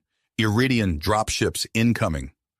The Arcsur leader, Zaxxillian, stepped forward. "We must reach the artifacts quickly. Time is against us." Morgan nodded, leading the group into the facility. They were met by Dr. Samuel Frost, a gaunt man with worried eyes. "This way," he said, guiding them through sterile corridors filled with humming machinery. As they descended deeper into the complex, the sounds of battle grew louder above them. Morgan's team took defensive positions, preparing for the inevitable Iridian assault. In a vast chamber at the heart of the facility, they found the precursor artifacts. Strange, geometric shapes pulsed with an inner light, their surfaces covered in indecipherable symbols. Zaxxillian approached the artifacts, his multifaceted eyes gleaming. "Yes," he breathed, "these are the keys to your salvation." As the Arcsur began interfacing with the ancient technology, the facility shook with the impact of Iridian weapons. Morgan's team rushed to fortify their position, using their cybernetic enhancements to coordinate their defense with inhuman precision. The first wave of Iridian troops burst through the upper levels, their plasma weapons scorching the walls. Morgan and his team engaged them in a fierce firefight, their augmented reflexes allowing them to outmaneuver the alien soldiers. "How much longer?" Morgan shouted to Zaxxillian over the din of combat. "The activation sequence is complex," the Arxur replied, his hands dancing over the artifact's surface. "We've discovered these are part of a vast defense network spanning the solar system. Once activated, it could shield Earth entirely." Another explosion rocked the facility. Through his neural link, Morgan received a priority transmission from Admiral Reeves. "Commander!" Her voice crackled with static. "The Iridian superweapon is powering up. We're throwing everything we have at it, but I don't know if it'll be enough. Whatever you're doing down there, do it fast." Morgan relayed this information to Zaxxillian, who redoubled his efforts. The artifacts hummed louder, their glow intensifying. As the battle raged both in space and within the facility, Morgan realized they were in a race against time. The activation of the precursor defense network had become the linchpin of humanity's survival. With every passing second, the Iridian superweapon drew closer to firing, while their own salvation lay tantalizingly within reach. Morgan reloaded his weapon, preparing for another wave of Iridian troops. The fate of Earth hung in the balance, and he was determined to hold the line until the very end. The Iridian assault intensified, their plasma bolts searing the air around him. Morgan's enhanced reflexes allowed him to dodge and weave, returning fire with deadly precision. His team spread out, utilizing every piece of cover in the vast chamber. "Zaxxillian, status update!" Morgan shouted over the din of battle. The Arxur scientist's multifaceted eyes flickered with concentration. "The activation sequence is progressing, but it's more complex than anticipated. We need more time." Morgan gritted his teeth, knowing that time was the one luxury they didn't have. He tapped into his neural link, connecting with his team members. Their shared consciousness allowed for instantaneous communication and coordination. "Team, we need to bottleneck their advance. Concentrate fire on the main entrance." As one, Morgan's squad shifted their focus, laying down a withering barrage that forced the Iridian troops to fall back momentarily. But the reprieve was short-lived. A thunderous explosion rocked the facility, and a section of the ceiling collapsed, revealing a gaping hole. Through the breach, Morgan saw Iridian drop ships descending, disgorging more troops into the fray. The situation was rapidly spiraling out of control. Suddenly, a priority transmission cut through Morgan's neural link. Admiral Reeves's voice crackled with urgency. "Commander, the Iridian superweapon is powering up. We're engaging, but our defenses are stretched thin. Whatever you're doing down there, you need to finish it now."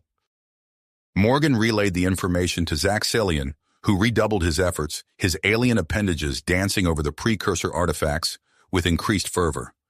In the midst of the chaos, Dr. Samuel Frost emerged from behind a console, his face streaked with sweat and grime. "I think I can help," he shouted, rushing to Zaxxillian's side. "The artifacts are interfacing with our systems in ways I never imagined. If I can sync our protocols with the precursor technology, we might be able to speed up the activation." As Frost and Zaxxillian worked feverishly, Morgan and his team fought with everything they had.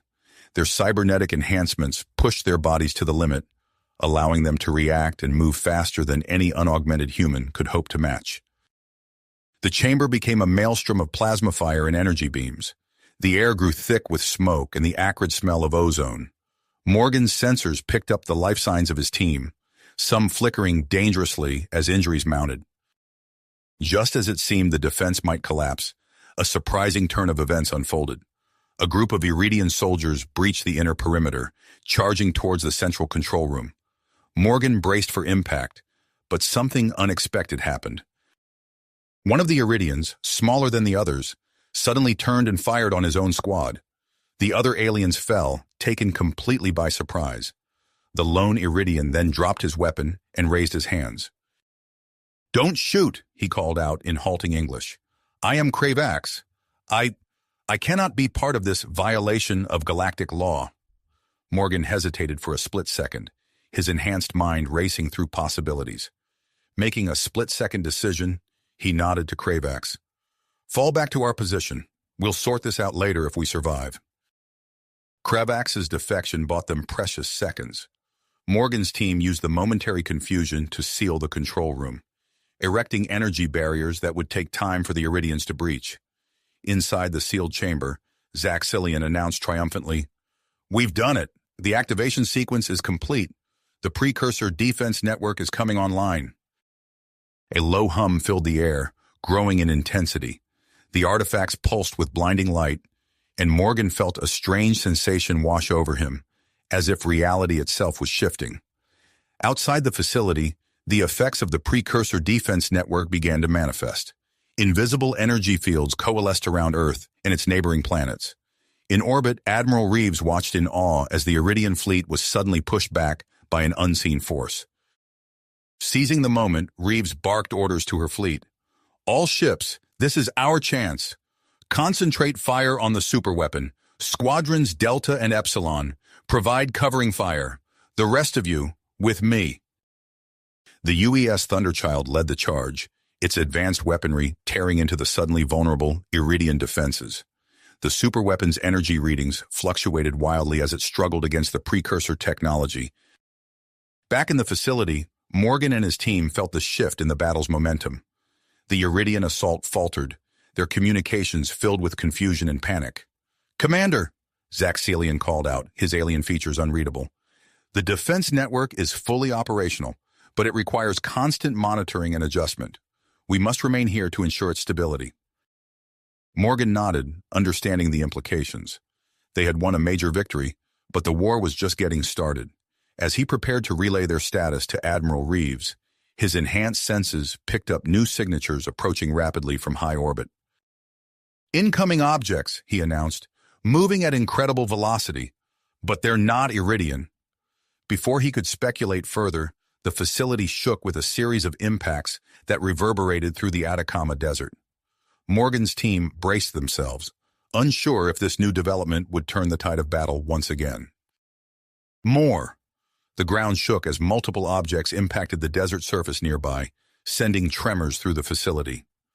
"Those aren't Iridian ships," Morgan said, his enhanced senses processing the data. "They're Titan mechs?" Before anyone could respond, a massive metallic fist punched through the weakened ceiling, showering them with debris. The enormous form of a Titan mech lowered itself into the chamber, its armor scorched and pitted from atmospheric entry. "Cavalry's here," a voice boomed from the mech's external speakers. "Major Alexander Graves reporting for duty." Morgan allowed himself a brief moment of relief before refocusing on the task at hand. "Major, glad you could join us. We've got a precursor defense network to activate and a planet to save." As Graves and his Titan squad secured the perimeter, the effects of the precursor technology became increasingly apparent. The air shimmered with cascading waves of energy, and through the hole in the ceiling, they could see a faint, iridescent barrier forming in the sky above. Dr. Frost's voice cut through the din of battle. "It's working. The network is coming online, but it's draining power at an alarming rate." Zaxxillian's multifaceted eyes flicked between the pulsing artifacts and the holographic displays. "We must maintain the energy flow. Any interruption could be catastrophic." Suddenly, the lights flickered and died, plunging the facility into darkness. Emergency backup power kicked in, bathing everything in an eerie red glow. "What's happening?" Morgan demanded. Frost's fingers flew over his console. "The network's drawing too much power. It's causing widespread blackouts across the planet." Outside, the Iridian forces regrouped for another assault. Plasma bolts sizzled through the air, impacting against the Titan's armor with little effect. Morgan's team, their ammunition depleted, took up defensive positions around the central chamber. "Kravax," Morgan called to the defected Iridian. "We could use some insight on their tactics right about now." The alien soldier nodded, his eyes darting nervously. "They'll concentrate their forces on this chamber. Warlord Krogath values the artifacts above all else. He'll sacrifice his entire army to claim them." Morgan relayed this information to his team and Major Graves. They quickly formulated a new defense strategy, using the Titans as mobile cover, while Morgan's enhanced soldiers picked off Iridian attackers with precision shots. In orbit, the battle took a dramatic turn. The UES Thunderchild, its hull glowing with absorbed energy from the forming precursor shields, led a final assault on the Iridian superweapon. Admiral Reeves's voice crackled through the comms. "All ships, this is our chance. Concentrate fire on the superweapon's core. Let's end this." The human fleet surged forward, their weapons tearing through the weakened Iridian defenses. The Thunderchild, utilizing a combination of conventional armaments and reverse-engineered Iridian technology, breached the superweapon's outer shell. As alarms blared across the Iridian fleet, Warlord Krogath made a fateful decision. His guttural voice echoed through the Iridian command channels. "All forces, converge on the Earth. We must claim the artifacts before the defense network activates fully. This is our final chance for victory." The Iridian fleet broke formation, leaving their flanks exposed as they made a desperate push towards the planet. It was a risky gambit, but Krogath knew that failure meant the end of their invasion. Back in the Atacama facility, Morgan and his team fought with stubborn persistence. The Iridian assault intensified, wave after wave of troops pouring through every breach. Even with the Titan's support, the defenders were slowly being pushed back. Suddenly, a blinding flash of light erupted from the precursor artifacts. A wave of energy pulsed outward, rippling through the air and passing through solid matter as if it weren't there. Morgan felt a strange sensation wash over him, his cybernetic enhancements tingling with newfound power. "The network! It's fully online!" Dr. Frost shouted, his voice filled with a mix of awe and trepidation. The pulse spread rapidly, engulfing the planet and rocketing into space. As it passed over Morgan and his team, they felt their abilities surge to unprecedented levels. Morgan moved with blinding speed, his reflexes and strength amplified beyond anything he'd experienced before. The Iridian attackers, caught in the same energy wave, found their weapons and communication devices suddenly malfunctioning. Confusion spread through their ranks as they struggled to coordinate their assault. In orbit, the effects were even more dramatic. The precursor defense network created a series of powerful gravitational eddies, trapping the remains of the Iridian fleet in place. Admiral Reeves, quick to seize the advantage, coordinated a final devastating attack. "All ships, target the immobilized Iridian vessels. Titan mechs and fighter squadrons, move in and finish this." As humanity's forces closed in for the killing blow, the precursor artifacts in the Atacama facility began to pulse with an otherworldly rhythm. Zaxxilion's eyes widened as he interpreted the data streaming across his displays. This wasn't part of the original programming," the Arcsur scientist muttered, his normally calm demeanor shaken. "What's happening?" Morgan demanded, dispatching another Iridian soldier with a lightning-fast strike. Zaxxilion's voice was filled with a mixture of awe and concern. "The network is executing pre-programmed protocols hidden deep within its code. I can't predict what will happen next, but whatever it is, it's going to change everything." As the battle raged on, both in space and on the ground, the precursor defense network continued to power up, its true purpose and capabilities still shrouded in mystery. The fate of Earth, and possibly the entire galaxy, hung in the balance as the ancient technology prepared to unleash its full potential. The precursor defense network's surge of energy rippled through the solar system, its hidden protocols unfolding with breathtaking speed. Morgan and his team watched in awe as the holographic display before them transformed, revealing a vast web of energy conduits connecting the planets and major celestial bodies. "By the stars," Zaxxilion whispered, his alien features contorting in a mixture of wonder and apprehension. "This is far beyond anything we anticipated." The facility shuddered as another wave of energy pulsed outward. Through the hole in the ceiling, they saw the sky change, shimmering with an otherworldly light as the energy conduits materialized in the upper atmosphere. Suddenly, their comms crackled to life with an urgent message from Admiral Reeves. "All units, be advised. We're detecting massive energy fluctuations from Jupiter. The great red spot is dissipating." As if on cue, the holographic display zoomed in on the gas giant. The team watched in stunned silence as the centuries-old storm dissolved, revealing an enormous structure beneath its swirling clouds. "It's a precursor installation," Dr. Frost exclaimed, his fingers flying over his console. "It's activating." The Jovian structure pulsed with energy, extending a powerful gravitational field throughout the solar system. Morgan felt the shift, even planet-side, as if the very fabric of space was being reshaped around them. "Commander Morgan," General Marcus Stern's voice cut through the chaos. "This is Earth Defense Command. All forces are to disengage from direct combat and regroup at predetermined rally points. We need to reassess the situation." Morgan acknowledged the order, quickly relaying instructions to his team and the Titan mechs. As they began to fall back, he noticed the Iridian forces seemed equally disoriented by the sudden changes. In orbit, the battle took an unexpected turn.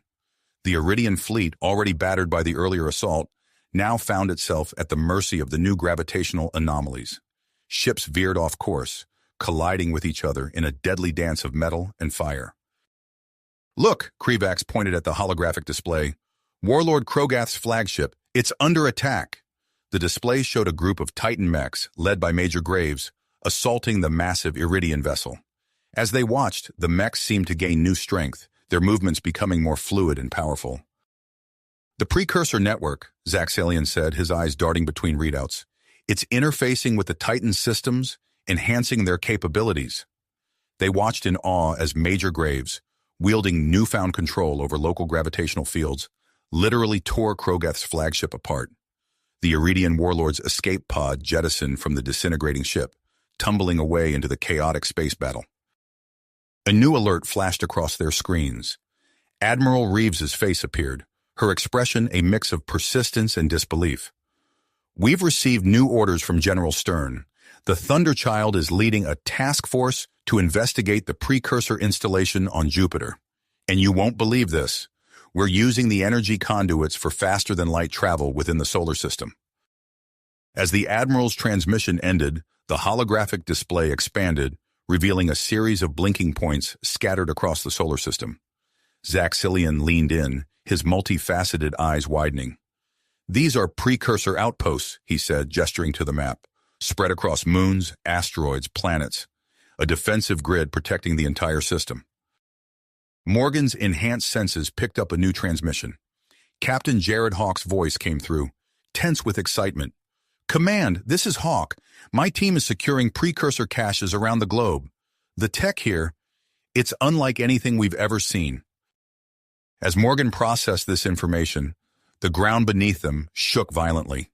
The holographic display flickered, then zoomed out to the edges of the solar system. Pluto, once a distant, icy dwarf planet, was shifting its orbit.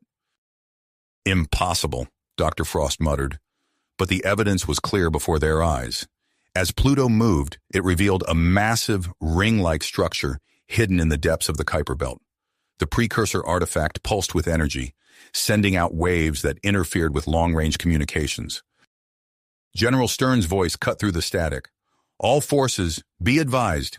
We're detecting a precursor structure in the Kuiper Belt. This could be the key to the entire defense network.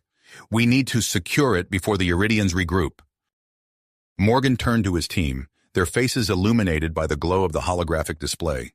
The solar system around them was transforming, gravitational corridors forming amid turbulent, impassable zones. The battlefield had changed, and with it, the entire nature of the war. "All right, people," Morgan said, his enhanced mind already formulating strategies. "We've got new objectives. Let's move out and secure these precursor sites. The Iridians are on the back foot, but this fight is just the beginning." As they prepared to leave the facility, Morgan cast one last glance at the holographic map. The solar system he'd known his entire life had been irrevocably changed in a matter of hours. Whatever came next, he knew that nothing would ever be the same. As Morgan and his team prepared to depart the Atacama facility, the holographic display flickered with new information. General Marcus Stern's face appeared, his expression a mix of urgency and grit. "Commander Morgan, we have a new priority. The Kuiper Belt ring structure is our key to controlling this entire network. Admiral Reeves is en route with a task force, but we need your expertise on the ground." Morgan nodded, his enhanced mind already processing the implications. "Understood, sir. We'll rendezvous with the Admiral's forces as soon as possible." As they exited the facility, Morgan noticed the sky had taken on an otherworldly hue, shimmering with the energy of the newly formed conduits. The team boarded a waiting dropship, its engines humming with a new alien resonance. "Zaxxillion," Morgan called out as they strapped in. "What can you tell us about this ring structure?" The Arcsur scientist's multifaceted eyes glinted in the dim light of the ship's interior. "It appears to be a central node in the precursor network. Its size and positioning suggest it could be a control hub or even a database of sorts." As the dropship accelerated, Morgan felt a strange sensation wash over him. The ship seemed to slip into one of the energy conduits, and suddenly they were moving at impossible speeds. Stars blurred into streaks of light outside the viewports. "This is incredible," Dr. Frost muttered, his eyes wide as he monitored their progress on a heads-up display. "We're crossing the solar system in minutes." Their journey was cut short by a sudden jolt. Alarms blared as the ship was yanked out of the energy conduit, tumbling into normal space. "What happened?" Morgan demanded, his enhanced reflexes already compensating for the erratic movement. The pilot's voice came through, tense but controlled. "Sir, we've been pulled out by some kind of gravitational anomaly. It looks like Jupiter, sir. The planet's changing." As the ship stabilized, Morgan and his team crowded around the viewports. Jupiter loomed before them, but it was unlike anything they had ever seen. The great red spot had vanished, replaced by a massive, pulsing structure that seemed to ripple with energy. "That's the precursor installation," Zaxxillion said, his voice filled with awe. "It's fully activated now." Before they could process this sight, their comms crackled to life. Admiral Reeves's voice came through, tinged with urgency. "All units, be advised. We've detected a Uridian superweapon powering up in the asteroid belt. It's targeting Jupiter's precursor installation. We need to neutralize this threat immediately." Morgan turned to his team, his mind racing through tactical options. "Change of plans. We're diverting to assist with this new threat. Pilot, set a course for the asteroid belt." As they approached the belt, Morgan saw the UES Thunderchild leading a mixed fleet of human and Arcsur vessels. Scattered among the asteroids, he could make out the sleek, predatory shapes of Iridian ships. "Commander Morgan," Major Graves's voice came through the comms. "Glad you could join the party. My Titans are engaging the Iridian defenses, but we could use some help with that superweapon." Morgan nodded to his team. "We'll handle it, Major. Just keep those Iridian ships off our backs." Their dropship weaved through the asteroid field, dodging debris and energy blasts. Morgan spotted the superweapon, a massive construct nestled within a hollowed-out asteroid, its surface crackling with malevolent energy. "Dr. Frost, Zaxxillion," Morgan called out. "I need options for neutralizing that thing." The human scientist and Arcsur expert huddled over a console, rapidly exchanging ideas. Meanwhile, Morgan directed the pilot to a small docking port on the asteroid's surface. As they prepared to disembark, Morgan felt a familiar tingle in his neural implants. The precursor technology was reacting to their presence, interfacing with their systems in ways they were only beginning to understand. "Sir," Dr. Frost said, looking up from his console, "I think we can use our neural links to interface directly with the precursor network. If we can tap into its power, we might be able to override the Iridian superweapon systems." Morgan nodded, his decision made. "All right, team, we're going in. Our objective is to neutralize that superweapon before it can destabilize Jupiter. Use your neural links, but stay alert. We don't know what other surprises the Iridians might have in store." As they stepped onto the asteroid's surface, artificial gravity keeping them anchored, Morgan saw the battle raging around them. Titan mechs danced through the void, their movements enhanced by the precursor technology as they engaged Iridian fighters.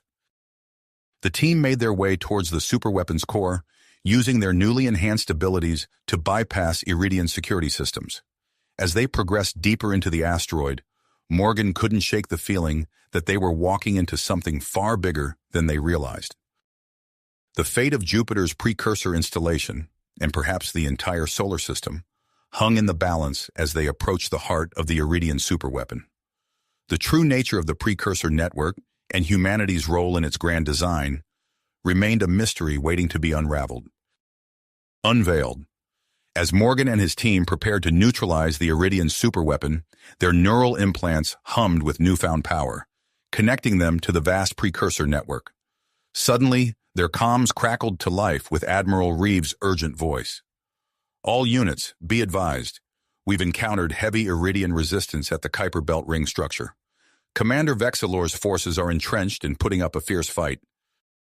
Morgan's enhanced mind quickly processed the implications. "Understood, Admiral. We'll expedite our mission here and provide support as soon as possible." The team pressed forward, their movements fluid and precise as they navigated the asteroid's interior. As they rounded a corner, they came face to face with a squad of Iridian soldiers. Time seemed to slow as Morgan's neural implants interfaced with the precursor tech, allowing him to anticipate the enemy's movements. In a blur of motion, Morgan and his team neutralized the Iridian soldiers with practiced efficiency. They moved on, the distant rumble of battle echoing through the asteroid's corridors. As they approached the superweapon's core, Dr. Frost's eyes widened. "Commander, I'm detecting massive energy readings. The weapon is powering up." Morgan nodded grimly. "We need to shut it down. Now." They burst into the central chamber, a cavernous space dominated by a pulsing energy core. Iridian technicians scrambled to activate the weapon, but Morgan's team was faster. With their enhanced reflexes and precursor-augmented abilities, they quickly subdued the enemy forces. Zaxxilyon rushed to a control panel, his multifaceted eyes scanning the alien interface. "I can disable it, but I'll need time." "You've got it," Morgan replied, taking up a defensive position with the rest of the team. As Zaxxilyon worked, Morgan received a priority transmission from Major Graves. "Commander, we've breached the superweapon's outer defenses, but we're pinned down by heavy fire. We could use some assistance." Morgan's mind raced, formulating a plan. He reached out through his neural implants, connecting to the precursor network. Suddenly, he could sense the automated defense platforms scattered throughout the solar system. With a thought, Morgan redirected a nearby platform, using its weapons to provide covering fire for Graves and his Titan mechs. The Major's voice came through again, tinged with surprise and gratitude. "Thanks for the assist, Commander. We're pushing forward now." Back in the Kuiper Belt, Admiral Reeves's fleet engaged in a complex three-dimensional battle against Commander Vexilor's forces. The unique gravitational corridors created by the precursor network forced both sides to adapt their tactics constantly. Reeves stood on the bridge of the UES Thunderchild, her eyes fixed on the holographic display of the battlefield. "Lieutenant, status report on the ring structure." The young officer responded quickly. "The Iridians have fortified their position around the central control hub. Our forces are making progress, but it's slow going, ma'am." Reeves nodded, her mind already formulating a new strategy. "Deploy Sergeant Harper and his Marines. Tell them to use the gravitational corridors to outflank the Iridian defenses." As the space battle raged on, Earth faced its own crisis. Captain Jared Hawk led his squadron of enhanced pilots against Krogath's drone attack. The small, agile enemy ships darted through Earth's atmosphere, proving difficult to target. Hawk's voice crackled over the comms. "All wings, form up. Use your neural interfaces to predict their movements. We can't let a single one of these drones reach the surface." His pilots acknowledged, their enhanced reflexes allowing them to execute maneuvers that would have been impossible just days ago. They wove through the sky, their weapons finding their marks with uncanny precision. As the battle for the solar system reached its crescendo, General Marcus Stern received an urgent communication at Earth Defense Command. Dr. Victor Zhao's face appeared on the screen, his expression a mix of excitement and concern. "General, I've decoded part of the precursor database. The Kuiper Belt ring, it's not just a defensive installation. It's a faster-than-light transportation device, capable of connecting to similar structures across the galaxy." Stern's eyes widened as he grasped the implications. "My God, if the Iridians gain control, they could bring reinforcements from across the galaxy," Zhao finished. Without hesitation, Stern opened a channel to Admiral Reeves. "Admiral, new intelligence. The ring structure is a top priority. Secure it at all costs. The fate of humanity may depend on it." Reeves's voice came back, resolute. "Understood, General. We're adjusting our strategy now." As Reeves redeployed her forces, focusing on the Iridian command center, controlling the ring's defenses, she noticed something odd. The Arctur ships in her fleet began to maneuver more aggressively, positioning themselves closer to key precursor installations. "Commander Takal," Reeves called out to her Arctur liaison, "explain your fleet's movements." The Arctur's reptilian features remained impassive as he responded, "Merely ensuring the security of these vital installations, Admiral." Reeves' eyes narrowed, but she had no time to press the issue. The battle for the ring structure was reaching its climax, and humanity's future hung in the balance. As the conflict raged across the solar system, the precursor defense network continued to evolve and adapt. New energy conduits formed, altering the layout of the battlefield and forcing both sides to constantly readjust their strategies. In the asteroid belt, Major Graves and his Titan mechs finally reached the heart of Krogath's superweapon. As they prepared to neutralize it, Graves made a startling discovery. "Command, this is Graves. The superweapon, it's more than just a planet killer. It's a massive data storage unit. We're looking at detailed Iridian military intel here." Back on the Thunderchild, Admiral Reeves processed this new information. The battle for the solar system had become a complex web of interconnected objectives, each with the potential to turn the tide of the war. As she prepared to lead the final assault on the ring structure's control center, Reeves couldn't shake the feeling that they were on the brink of something much larger than they had ever imagined. The mysteries of the precursors, the true intentions of the Arctur, and the fate of humanity all seemed to be converging on this moment. With a deep breath, she gave the order. "All units, this is Admiral Reeves. Commence final assault on the ring structure. The future of humanity depends on our success. Let's make history. History, let's make it count." As Reeves's voice faded from the comms, a sudden surge of energy rippled through the battlefield. From behind Jupiter's massive form, a hidden armada emerged, their sleek hulls gleaming in the distant sunlight. The Jovian Reserve Force, a secret contingency plan brought to life by General Marcus Stern, had finally revealed itself. Admiral Hector Ramirez's voice crackled over the secure channel. "This is Admiral Ramirez of the Jovian Reserve Force. We're here to turn the tide. Admiral Reeves, where do you need us?" Reeves' eyes widened, a mix of surprise and relief washing over her face. "Admiral Ramirez, your timing is impeccable.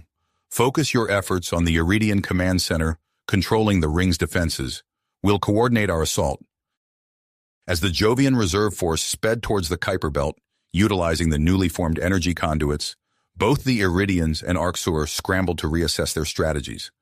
The battlefield shifted dramatically, with the advanced human ships carving through enemy formations with their experimental precursor-inspired weapons.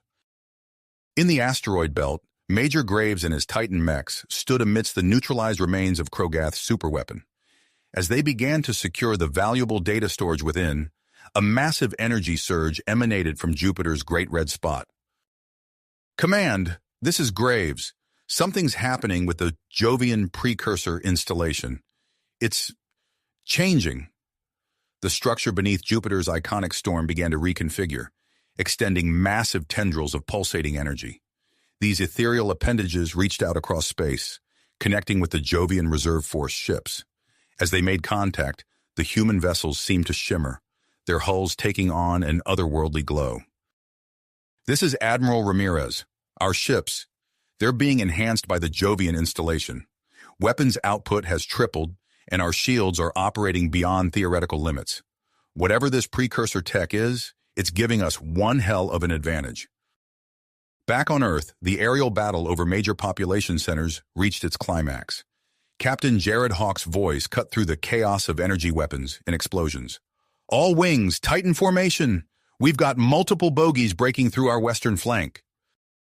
Hawk's enhanced pilots pushed their augmented reflexes to the limit, their neural interfaces allowing them to predict and counter the erratic movements of Krogath's drones. Yet despite their best efforts, a small group of enemy craft slipped through their defenses, streaking towards South America. "Command, this is Hawk. We've got a situation. Several drones have broken through, heading towards the Atacama facility. Morgan and Zach Salian are still there." At the Kuiper Belt, Admiral Reeves's task force engaged in a fierce firefight with the Iridian defenses. Amidst the chaos, a specialized boarding team, led by Colonel Marcus Chen, utilized the confusion to infiltrate the ring structure. Their advanced stealth suits allowed them to slip past Iridian patrols undetected. As Chen's team made their way deeper into the structure, they encountered unexpected resistance. A group of Iridian scientists, led by a stern-faced female, blocked their path to the central control chamber.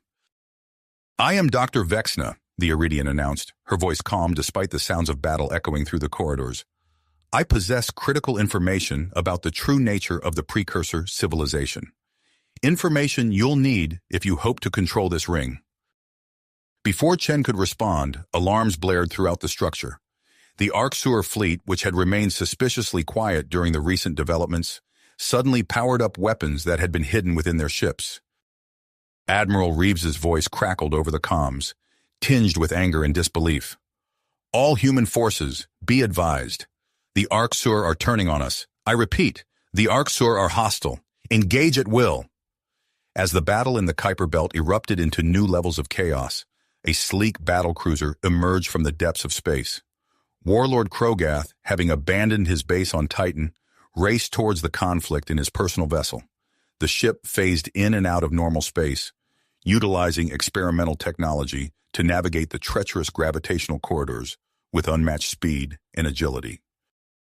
At the Atacama facility on Earth, Commander Wayne Morgan and Zach Cillian worked feverishly to decipher the Precursor Network's base code. As Morgan input a final sequence, a holographic interface sprang to life before them. "We've done it," Zach Cillian exclaimed, his multifaceted eyes wide with excitement. "We've unlocked direct neural interfacing with the entire system." Morgan hesitated for a moment, then steeled himself. "There's no time to test this. I'm going in." Before Zach Cillian could protest, Morgan connected himself to the network. His consciousness expanded rapidly, encompassing every precursor installation in the solar system. Through this vast web of information and energy, he became acutely aware of the multiple threats converging on humanity's forces. As Morgan's mind raced to process the influx of information and control, he sensed the approach of Krogath's drones. With a thought, he activated the facility's defenses, preparing for the imminent attack. Across the solar system, from Earth to the Kuiper Belt, the various factions clashed in a spectacular, multi-front battle. The control of the Precursor Network, the ring structure, and the fate of Earth hung in the balance. As General Stern received updates on these rapidly unfolding events, he realized that the next few hours would determine not just the outcome of the war, but potentially humanity's place in the galactic stage. With steadfast perseverance, Stern issued orders to all available forces, directing them to support Admiral Reeves and Colonel Chen's mission at the Kuiper Belt Ring. As reports flooded in from all fronts, he knew that the key to ultimate victory lay within that ancient precursor structure, waiting to be claimed. Unlocked. As General Stern contemplated the weight of this realization, alarms blared throughout Earth Defense Command. "Sir," an officer called out, "we're detecting massive energy fluctuations from the Kuiper Belt." Stern's attention snapped to the main display, where a dazzling light show erupted across the solar system. The Jovian Reserve Force, their ships glowing with an otherworldly aura, engaged the Iridian and Orcs fleets in a spectacular display of firepower. Admiral Hector Ramirez's voice crackled over the comms. "This is Ramirez. The Jupiter installation has supercharged our systems. We're cutting through their defenses like butter." Stern watched in awe as the human ships, their weapon systems fused with reverse-engineered alien tech, tore through enemy shields with unprecedented ease. Energy beams lanced across space, leaving trails of superheated plasma in their wake.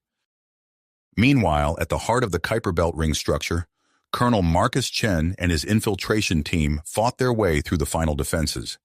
They burst into the central control chamber, weapons raised. "Nobody move!" Chen shouted. Dr. Vexna, the Iridian scientist, spun around. Her eyes widened in panic as she realized her position was compromised. Without hesitation, she slammed her hand onto a nearby console. "You're too late," she hissed. The entire structure shuddered. Energy coursed through its massive components as they began to slowly realign. Chen grabbed Vexna. What did you do?" Before she could answer, a deafening boom shook the chamber. The infiltration team looked out the viewport to see a massive object phase into existence. Warlord Krogath's battlecruiser had arrived. Back on Earth, Captain Jared Hawk's enhanced pilots engaged in a deadly dance with Krogath's remaining drones. Neural interfaces hummed as the pilots predicted and countered the erratic movements of their artificial opponents. "Fox 3, Hawk called out, launching a barrage of missiles. "All wings, execute maneuver Epsilon." The human fighters broke formation, each one becoming the center of a vortex of destruction as they spun and weaved through the enemy drones. But despite their enhanced abilities, a small group of drones slipped through their net, streaking towards South America. At the Atacama facility, Commander Wayne Morgan's consciousness expanded through the precursor network. He sensed the incoming threat, his mind racing through possibilities at inhuman speeds. With a mere thought, Morgan redirected a series of orbital defense platforms. Energy weapons hummed to life, their targeting systems locking onto the approaching drones. Zaxalion watched in amazement as beams of coherent light lanced down from the sky, vaporizing the drones in mid-flight. "Incredible," he muttered. In the asteroid belt, Major Alexander Graves and his Titan mechs stood amid the wreckage of Krogath's neutralized superweapon.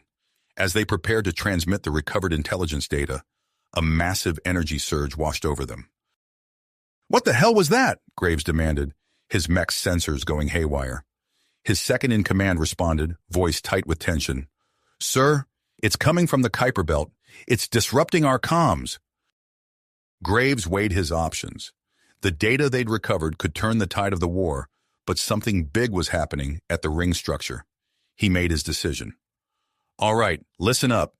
Jensen, you're taking half the squad and the data back to Earth. The rest of you, with me. We're going to find out what's causing that energy surge."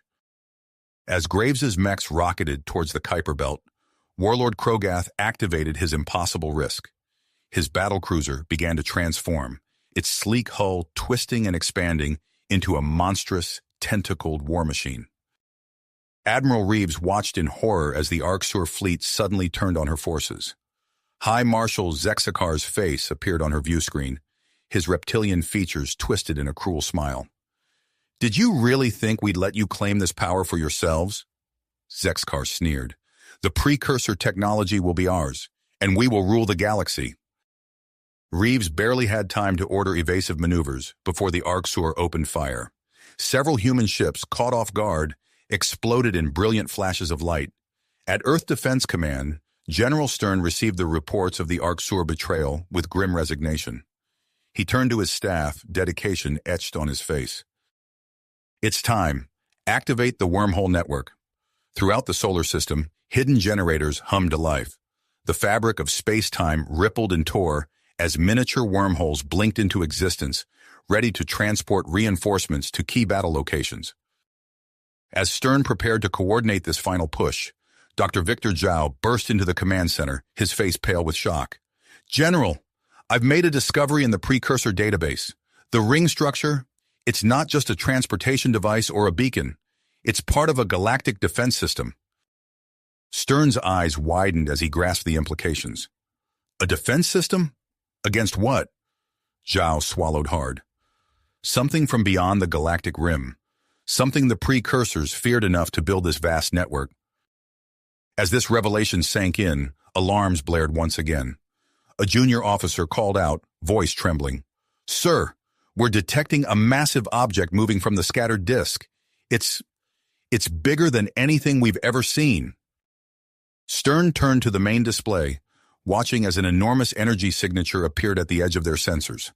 Whatever this new player was, it was headed straight for the heart of the battle. The solar system stood on the precipice of change.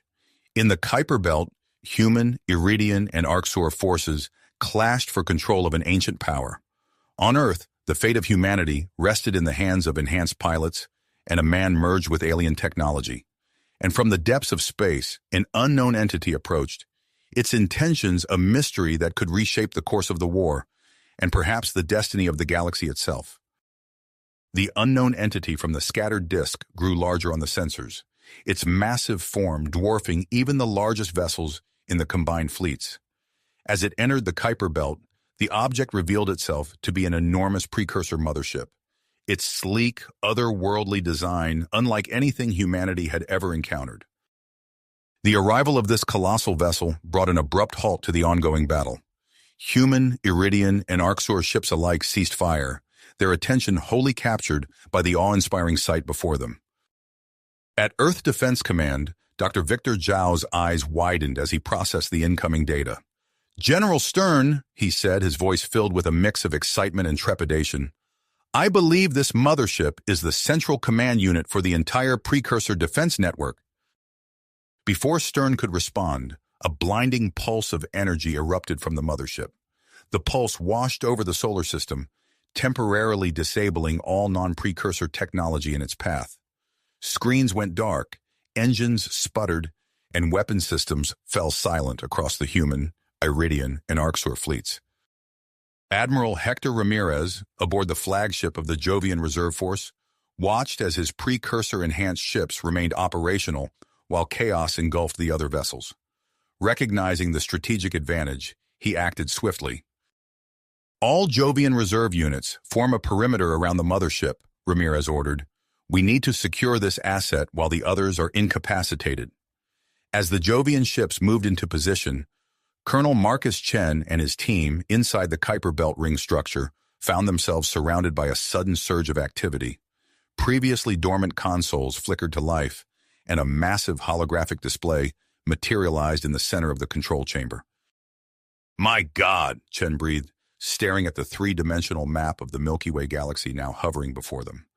Countless points of light scattered across the projection indicated other precursor installations, revealing a vast network that spanned the entire galaxy. Dr. Vexna, the Iridian scientist, stepped forward, her earlier hostility replaced by scientific curiosity. "This is incredible," she murmured. "We're looking at a galactic defense grid, but defending against what?" On Earth, Commander Wayne Morgan's body convulsed as his neural interface with the precursor network suddenly expanded. His consciousness stretched across vast distances, connecting with systems and installations he hadn't even known existed. Through this enhanced link, he felt the presence of the mothership, its incomprehensibly complex systems brushing against his mind. Dr. Samuel Frost, monitoring Morgan's vital signs, watched with growing alarm as the commander's neural activity spiked to dangerous levels. "Wayne, your brain can't handle this level of input," Frost warned. "You need to disconnect now, or you risk permanent damage." Morgan gritted his teeth, fighting to maintain control. "Not yet," he gasped. I can feel the mothership. I might be able to control it." In the asteroid belt, Major Alexander Graves and his Titan mech squadron regained power as the effects of the energy pulse began to fade. Graves surveyed the situation, his tactical mind racing. "Listen up, team," he announced over the squad's comm channel. "We're heading to the Kuiper Belt. Whatever's happening there is going to decide this war." He paused, then added, "Jensen, make sure that Iridian data is secured and transmitted back to Earth Defense Command before we move out." As the various factions struggled to recover and adapt to the new situation, Warlord Krogath's transformed war machine stirred back to life. Its hybrid technology, a grotesque fusion of multiple alien systems, allowed it to interface with some of the precursor energy frequencies. Krogath's eyes gleamed with avarice as he directed his monstrous vessel toward the mothership. "At last," he growled, "the power of the ancients will be mine." High Marshal Zexkar, observing from the bridge of his flagship, recognized that the dynamics of the conflict had shifted dramatically. With direct combat no longer a viable option, he issued new orders to the Arxor fleet. "All ships form a defensive sphere," Zexkar commanded. "Protect our research vessels at all costs. We may not be able to fight, but we can still learn. Every scrap of data on this precursor technology could be the key to our future dominance." Back on Earth, General Stern activated the network of miniaturized wormhole generators. Space rippled and tore as stable wormholes blinked into existence at key points throughout the solar system. "This is General Stern to all Earth forces," he broadcast. "We're opening wormhole corridors to deploy reinforcements. All available Titan mechs, enhanced fighter squadrons, and scientific teams are to move out immediately. Your destination is the Kuiper Belt. As the wormholes stabilized, the massive form of the precursor mothership began to change. Its hull shifted and reconfigured, revealing an array of sensors and weapon systems that defied human understanding. A wave of energy emanated from the vessel, scanning every planet, moon, and asteroid in the solar system. The scan complete, the mothership emitted a complex series of signals. In response, precursor installations across the solar system stirred to life. On Mars, long-buried structures erupted from beneath the red sands. In the depths of Earth's oceans, ancient machines awoke from their millennia-long slumber. The sudden activation of these precursor systems sent shockwaves through human-controlled space. Power grids across Earth fluctuated wildly, plunging major cities into darkness. Communication networks crackled with interference, and strange gravitational anomalies began to form in various locations around the globe. Captain Jared Hawk, having successfully repelled the drone attack with his enhanced pilots, received new orders from General Stern. "Hawk, we've got a situation in the Pacific. A massive structure has emerged from the Mariana Trench. Take your squad and investigate immediately." "Understood, sir," Hawk replied, his enhanced mind already calculating flight paths and strategies. "We're on our way." As Hawk's squadron streaked towards the Pacific, the situation in the Kuiper Belt remained tense. Multiple factions maneuvered for control of the precursor mothership, each seeking to claim its vast power and knowledge for themselves. Suddenly, alarms blared across the human fleet's long-range sensors. At the very edge of the solar system, multiple gravitational distortions began to form. The patterns matched theoretical models of an extragalactic invasion force, just as the precursor database had warned. With this new threat looming on the horizon, the factions embroiled in conflict around the precursor mothership faced a critical decision: continue their struggle for dominance, or unite against a common enemy that threatened not just Earth, but potentially the entire galaxy.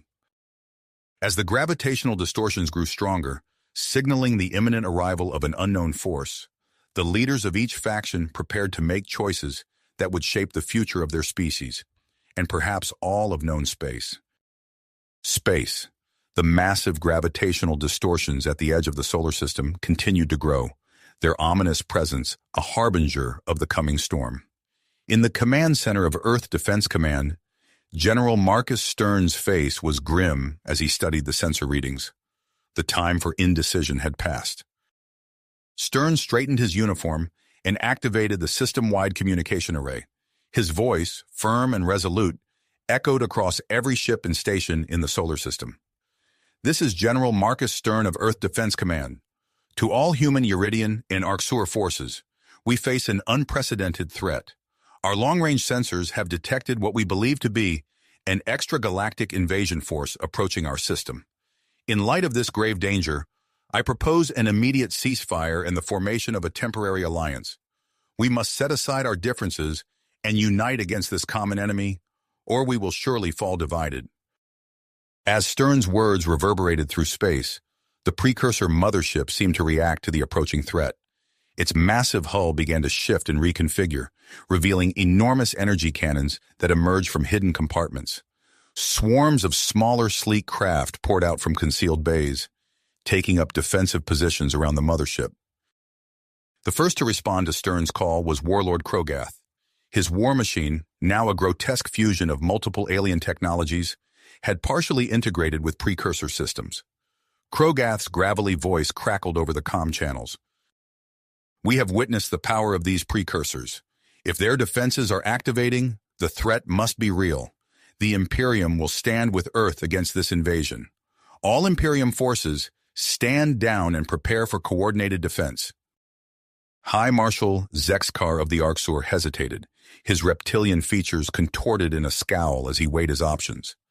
The activation of the mothership's weapons, however, tipped the scales. With a resigned hiss, he transmitted his response. "The Arcsur Dominion accepts this temporary alliance. We will not be the prey of some unknown force. Our fleet stands ready." Admiral Elena Reeves, her earlier shock at the Arcsur betrayal, now replaced by steely tenacity, took command of the combined fleet. She opened a channel to Admiral Hector Ramirez of the Jovian Reserve Force. Admiral Ramirez, we need to establish a defensive perimeter around the Kuiper Belt. Coordinate with the Iridian and Arcsur commanders. We'll create a multi-layered defense using our varied technologies. Understood, Admiral, Ramirez replied. I'm transmitting tactical data now. We'll make this work. As the diverse array of ships began to form into a cohesive battle formation, Colonel Marcus Chen and his team made a breakthrough inside the Kuiper Belt ring structure. Chen's fingers flew over the holographic interface, activating long-dormant systems. This is it, he exclaimed. We've found the ring's primary function. It's not just a transportation device, it's a shield generator, a big one. Dr. Vexna leaned in, her earlier hostility forgotten in the face of scientific discovery. The scale is immense, she breathed. This shield could encompass the entire solar system. Chen nodded, his expression a mix of awe and urgency. Initiating the deployment sequence now, but it's going to take time to fully form. We'll need to hold off the invaders until it's complete. Back on Earth, Commander Wayne Morgan's body convulsed as he channeled his neural connection to assist in the shield's deployment. Alarms blared as his vital signs spiked dangerously. Dr. Samuel Frost rushed to Morgan's side, his face pale with concern. Wayne's brain can't handle this level of input much longer, he shouted to his team. We need to find a way to distribute the neural load, or we'll lose him. Frost's mind raced, considering options. Get me a list of all enhanced individuals with neural interfaces. We're going to create a network to share this burden. In space, Major Alexander Graves and his Titan mech squadron emerged from a wormhole near the Kuiper Belt. Graves quickly assessed the situation, his tactical mind already formulating strategies. Attention all mech forces, he broadcast. We're creating mixed squadrons. I want teams combining human, Iridian, and Arcsur units. Let's use our diverse capabilities to keep the enemy guessing. As the Allied forces prepared for battle, the first wave of the invasion force burst from the gravitational distortions. Massive biomechanical ships, their hulls a disturbing fusion of metal and organic matter, entered the solar system. They immediately began deploying smaller attack craft by the thousands, swarming towards the defensive line. Captain Jared Hawk and his enhanced pilots, fresh from securing the Mariana Trench installation, rocketed out of a wormhole to join the fleet. Admiral Reeves's voice crackled over their comms. Hawk, take point on our interceptor screen. Your enhanced reflexes give you the best shot at taking out those attack craft before they can overwhelm our defenses. Copy that, Admiral, Hawk responded, his mind already plotting intercept courses. All right, team, let's show these invaders what Earth's best can do. The precursor mothership moved to the forefront of the Allied fleet, its massive form dwarfing even the largest capital ships. It began broadcasting a complex series of signals that washed over the Allied vessels. Suddenly, human, Iridian, and Arcsur ships alike found their systems operating at peak efficiency, weapons more powerful, shields stronger, engines more responsive. As the invading force closed in, the Allied fleet faced its first major test. The biomechanical ships proved incredibly resilient, shrugging off initial volleys that would have crippled conventional vessels. However, the diverse nature of the Allied forces proved to be a crucial advantage. Each time the invaders adapted to one type of attack, they were hit with something completely different. Major Graves led his mixed Titan mech squadrons on a daring assault against what appeared to be a command node in the invading fleet. The mechs, their capabilities boosted by the precursor signals, tore through the outer defenses of the massive ship. As they penetrated deeper, Graves and his team encountered a sight that sent chills down their spines. At the core of the vessel was a massive pulsating structure that resembled a colossal brain. Tendrils of biomechanical matter stretched out from it, connecting to every part of the ship. All units, fall back, Graves ordered, his voice tight with shock. We've found their command center, but it's alive, some kind of living computer, transmitting data now. The battle raged on, with the Allied forces fighting desperately to buy time for the Kuiper Belt ring's shield to deploy. The cooperation between former enemies, the integration of diverse technologies, and the power of the precursor artifacts all came into play as humanity and its newfound allies faced their greatest challenge yet. As the shield slowly began to take shape, a faint shimmer visible at the edges of the solar system, the invaders pressed their attack with renewed fury. The Allied fleet held the line, but the cost was high. Ships from all factions fell to the relentless assault, their crews fighting to the last to protect their homes and their very existence. The fate of the solar system, and perhaps the galaxy, hung in the balance as the battle for survival against an implacable foe continued to unfold. Rage as the battle for survival against an implacable foe continued to escalate. The biomechanical ships of the invaders proved to be formidable opponents, their hulls shifting and adapting to each new attack strategy employed by the Allied fleet. Admiral Elena Reeves, her face illuminated by the flickering holographic displays aboard the UES Thunderchild, issued a series of rapid-fire commands. All ships implement attack pattern Delta 7, rotate weapon frequencies and target points, keep them guessing. The Allied fleet responded with precision, their ships dancing in intricate patterns as they unleashed a barrage of diverse weaponry. Human plasma cannons, Iridian phase disruptors, and Arcsur graviton beams crisscrossed the void, striking the invaders' ships from multiple angles. Major Alexander Graves, piloting his Titan mech at the forefront of the assault, noticed a pattern in the invaders' defenses. All mech units focus fire on Sector 2 Alpha of the largest vessels. Their regeneration is slowest there. His mixed squadron of human, Iridian, and Arcsur mechs coordinated their attacks, their enhanced weaponry tearing through the biomechanical armor of a massive invader ship. As the outer hull peeled away, Graves caught sight of the pulsating, brain-like structure at its core. "Target acquired," he announced, his voice tight with concentration. "All units, converge on my position. We're going in." The mechs plunged into the breach, their weapons systems reconfigured to emit focused electromagnetic pulses. The alien ship's internal systems writhed and convulsed as the pulses disrupted their bioelectrical signals. Aboard the precursor mothership, Colonel Marcus Chen and his team worked feverishly to unlock more of the ancient technology's potential.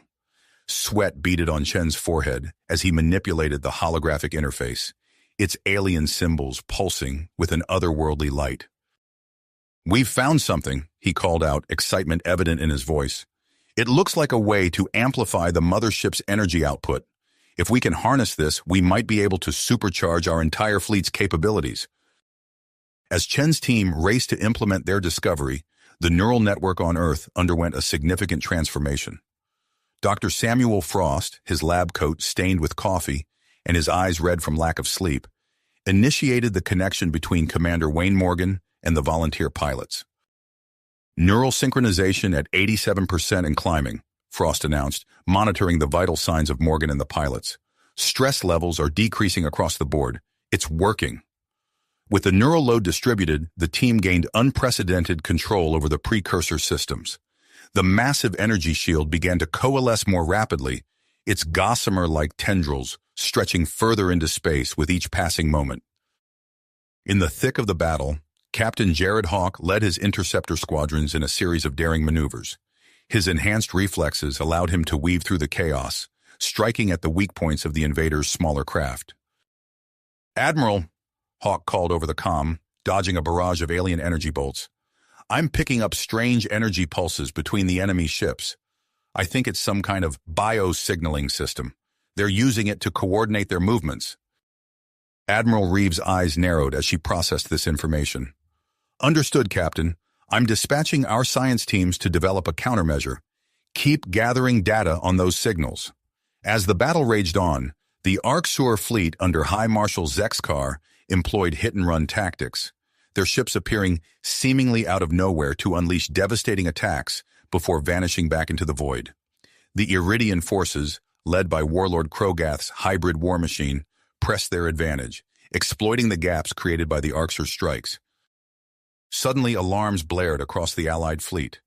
3 colossal alien vessels, each easily dwarfing even the precursor mothership, broke away from the main invasion force. Their massive forms cast long shadows across the battlefield as they moved to engage the precursor vessel. Admiral Reeves' voice rang out across all channels. "All ships form up around the mothership. We cannot let those behemoths destroy our greatest asset." As the Allied fleet scrambled to defend the precursor vessel, the battle reached a fever pitch. Energy weapons lashed out across vast distances, tearing through shields and armor alike. Explosions blossomed in the void, silent testament to the ferocity of the conflict. Amidst the chaos, long-range sensors picked up anomalous readings from the outer planets. Jupiter, Saturn, Uranus, and Neptune began to emit strange energy signatures, eerily similar to those of the precursor technology. Colonel Chen's voice crackled over the comm, tinged with a mix of excitement and urgency. "Admiral, we're detecting massive power fluctuations from the gas giants. There's something out there, some kind of dormant precursor technology. If we can activate it, it might turn the tide of this battle." Admiral Reeves weighed her options, acutely aware that every second could mean the difference between victory and annihilation. The incomplete energy shield flickered at the edge of the solar system, a tantalizing promise of safety. Yet the secrets hidden within the gas giants called out, offering a potential key to defeating the invaders once and for all. As the three Titanic alien ships closed in on the precursor mothership, Reeves made her decision. "Colonel Chen, focus all available resources on unlocking those precursor installations in the gas giants. Major Graves, Captain Hawk, I need your teams to buy us time. Engage those massive ships and keep them off the mothership at all costs." The Allied forces surged forward, throwing themselves into the fray with revitalized commitment. As the battle entered its most critical phase, the fate of not just Earth, but the entire Milky Way galaxy hung in the balance. The race against time had begun, with the defenders of the solar system fighting desperately to unlock the ancient secrets that might be their only hope for survival. Survival. As the Allied forces braced themselves for the next wave of attacks, a series of urgent alerts flashed across the command screens. Admiral Reeves leaned forward, her eyes scanning the incoming data. "What in the world?" she muttered, before straightening up and addressing her command staff. "We're picking up massive energy spikes from the gas giants. This could change everything." She opened a channel to all Allied forces. "Attention all units. We've detected unusual energy signatures emanating from Jupiter, Saturn, Uranus, and Neptune. These could be precursor installations, and they might be our best shot at turning this battle around." Reeves quickly formulated a plan, her mind racing through the possibilities. "Major Graves, take your Titan mech squadron to Jupiter. Captain Hawk, I want you and your enhanced pilots at Neptune. Warlord Krogath, you're headed to Saturn. High Marshal Zexkar, Uranus is yours. Find out what's causing these energy spikes and see if you can activate any precursor tech you find." As the specialized teams departed for their assigned planets, the main battle continued to rage. The three colossal alien vessels pressed their attack on the precursor mothership, their massive forms casting long shadows across the battlefield. Major Graves and his Titan mechs were the first to reach their destination, using energy conduits to propel themselves rapidly towards Jupiter. As they approached the Great Red Spot, their sensors lit up with activity. "This is incredible," Graves breathed, his eyes widening as he took in the sight before him. The Great Red Spot. It's not just a storm, it's camouflage for a massive precursor installation. The Titan mechs descended into the swirling crimson clouds, revealing a structure of mind-boggling proportions. Crystalline spires stretched for miles, pulsing with an inner light that seemed to resonate with the very fabric of space-time. Graves guided his mech towards what appeared to be a central control hub. "All right, team, let's see if we can get this thing operational. The fate of the entire solar system might depend on what we find here." Meanwhile, at Saturn, Warlord Krogath approached the ringed planet in his hybrid war machine. As he drew near, the particles in Saturn's rings began to shift and coalesce, forming intricate geometric patterns. "By the ancestors," Krogath murmured, his voice filled with awe. "The rings, they're not just ice and rock. They're a network of precursor satellites." He maneuvered his war machine closer, interfacing with the nearest satellite. A holographic display sprang to life, showing a vast weapons grid integrated into the planet's ring system. "Admiral Reeves," Krogath reported, his fingers dancing across the alien controls. "I believe I've found a way to turn Saturn's rings into a defensive weapon. Working on activation now. At Uranus, High Marshal Zexkar and his Arcsur forces encountered a phenomenon that defied their understanding of physics. As they entered the planet's atmosphere, they saw areas of gas solidifying, revealing hidden structures within. "Impossible," Zexkar hissed, his reptilian eyes narrowing as he observed the materializing cityscape. "These are precursor cities, hidden within the gaseous layers of the planet." The Arcsur ships landed on one of the floating platforms, their crews disembarking to explore the alien architecture. Zexkar approached what appeared to be a central spire, its surface covered in pulsing symbols. "We need to decipher this technology quickly," he growled to his team. "Every moment we delay could mean defeat for our forces." On Neptune, Captain Hawk and his enhanced pilots penetrated the planet's turbulent atmosphere. As they descended, their instruments began to behave erratically, overwhelmed by the sheer amount of data surrounding them. "This doesn't make any sense," Hawk muttered, trying to make sense of the readings. Suddenly, realization dawned on him. Wait a second. The entire planet is a supercomputer. Those storms we're seeing? They're visual representations of its computations. Hawk guided his ship towards a particularly intense storm system, which seemed to be a central processing unit of sorts. "Admiral, we found something big here. If we can interface with this system, we might be able to harness its computational power for our war effort." Back at the main battlefield, Admiral Reeves coordinated the defense against the three enormous alien ships still engaged with the precursor mothership. The Allied fleet adopted swarm tactics, with smaller vessels darting in and out of the firefight, striking at the invaders' weak points. "Keep up the pressure," Reeves ordered, her voice steady despite the chaos unfolding around her. "We need to buy time for our teams to unlock the precursor tech in the gas giants." As the battle raged on, Colonel Chen made a breakthrough in accelerating the Kuiper Belt energy shield's deployment. "Admiral," he reported, his voice tense with both excitement and concern, "I've found a way to speed up the shield formation, but it comes at a cost. We'll need to reroute power from non-essential systems throughout the solar system." Reeves weighed the decision for a split second before giving her approval. "Do it, Colonel. We can't afford to wait any longer." As Chen implemented the changes, reports began flooding in from across the solar system of power outages, affecting human colonies and outposts.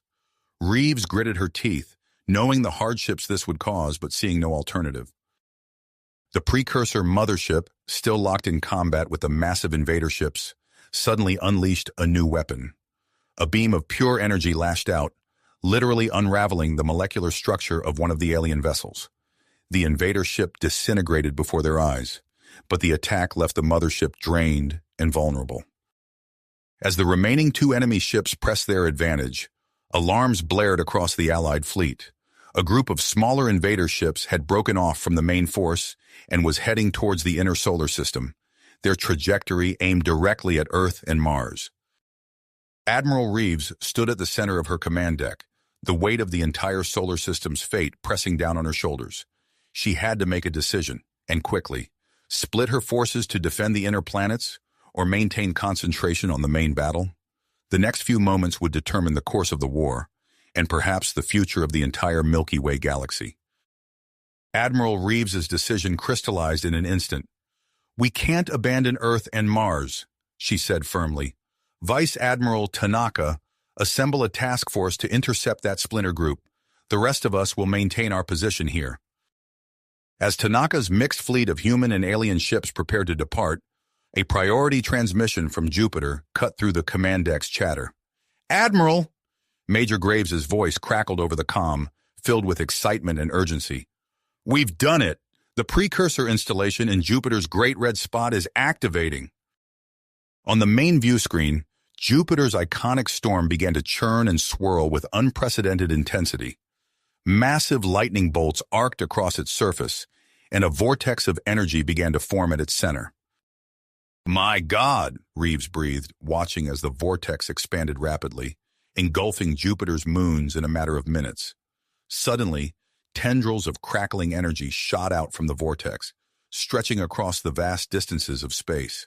They latched onto Allied ships, including human, Iridian, and Arcsur vessels. The effect was immediate and dramatic. "Power levels spiking," reported a technician. weapons systems charging beyond normal capacity. Reeves felt a surge of hope as she watched her fleet's capabilities skyrocket. All ships, press the attack.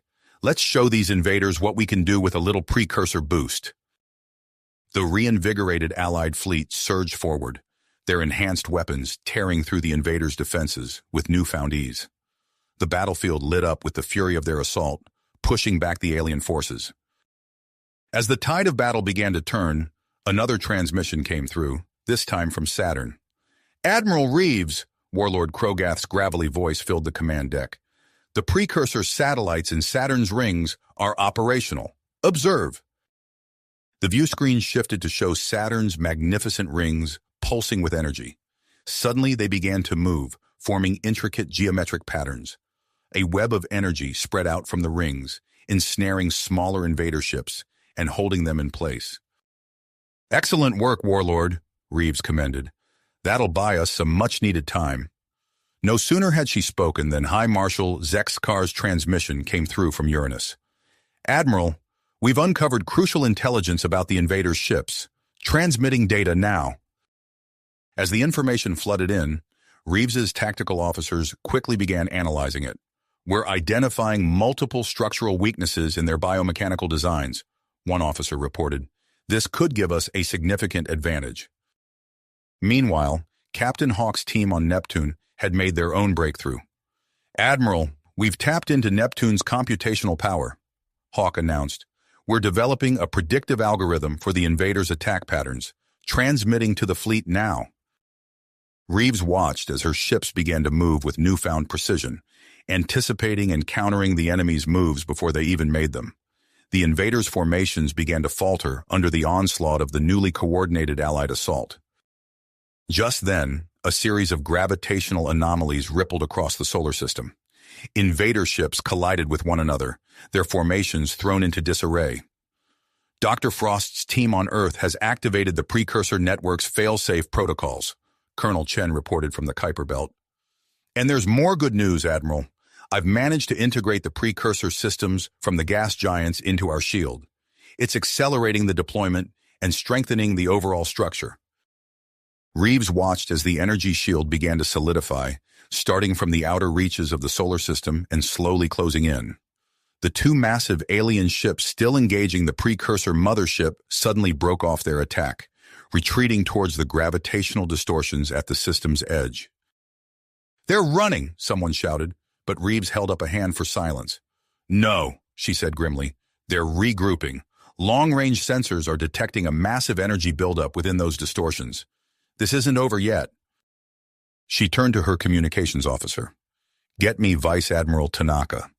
Tanaka's face appeared on the screen, his expression determined. "Admiral, my task force is in position between Earth and Mars. We're ready for whatever comes our way." Reeves nodded. "Good. The situation here has improved, but we're detecting signs of a larger invasion force preparing to enter the system. Hold your position and protect those planets at all costs." As she ended the transmission, Reeves surveyed the complex, multi-dimensional battlefield before her. The solar system had become a war zone, unlike any in human history, with critical engagements occurring simultaneously across vast distances. The Allied forces had been bolstered by their recent successes and the activation of precursor technologies, but the true scale of the invasion was only now becoming apparent.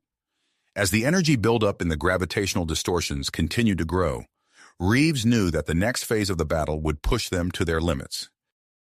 She clenched her fists, her voice steady as she addressed her fleet. "All ships, prepare for the next wave. Whatever comes through those distortions, we'll be ready for them." Them. We've come too far to falter now. As the words left Admiral Reeves's mouth, alarms blared across the command deck. The energy buildup within the gravitational distortions had reached critical levels, signaling the imminent arrival of a larger invasion force. Reeves's fingers flew across her console, initiating a highly classified protocol. "This is Admiral Elena Reeves. Authorization code Zulu Tango 937. Activate Operation Stonewall." Throughout the asteroid belt, seemingly ordinary space rocks began to stir. Hidden panels slid open, revealing advanced weaponry that glowed with an otherworldly light. These were the fruits of decades of secret development, a network of automated defense platforms disguised as asteroids. "Operation Stonewall is online, Admiral," reported a technician. "All platforms are powering up and awaiting your command." Reeves nodded grimly. "Position the platforms to create a defensive line between the outer and inner solar system. We need to buy time for the Kuiper Belt shield to fully deploy." As the Stonewall platforms moved into position, Vice Admiral Hiroshi Tanaka's task force engaged the splinter group of invader ships approaching Earth and Mars. Tanaka's voice crackled over the comm system. "Admiral, we're initiating hit-and-run maneuvers. The Jovian energy conduits are giving us unprecedented agility." On the tactical display, Reeves watched as Tanaka's ships darted in and out of the enemy formation with impossible speed. The invaders' tight grouping began to fracture under the relentless assault. "Excellent work, Tanaka," Reeves commended. "Keep them off balance." A new alert caught her attention. "Admiral," called out her sensor officer, "we're detecting massive gravitational fluctuations from Saturn." The view screen shifted to show Saturn's rings, contorting and coalescing. What had once been a delicate array of icy particles was now forming into solid moon-like structures. These ring moons began to accelerate towards the incoming invasion fleet. "Warlord Krogath reports the ring weaponization is complete," the communications officer announced. "The ring moons are acting as both projectiles and mobile defense platforms." Before Reeves could respond, another transmission came through, this time from Jupiter. Major Graves's voice was filled with excitement. "Admiral, the Great Red Spot is fully operational. Commencing radiation pulse now." The largest storm in the solar system began to pulse with an eerie light. Waves of high-intensity radiation washed over the invading biomechanical ships. Some began to drift aimlessly, their systems disrupted by the onslaught. "High Marshal Zexkar is transmitting data from Uranus," reported the tactical officer. "They've identified a weakness in the invaders' ships, a specific frequency that disrupts their neural networks. We're modifying our weapons now." As the Allied fleet adjusted their targeting parameters, the effectiveness of their strikes increased dramatically. Invader ships that had previously shrugged off direct hits now succumbed to precision attacks on their newly discovered weak points.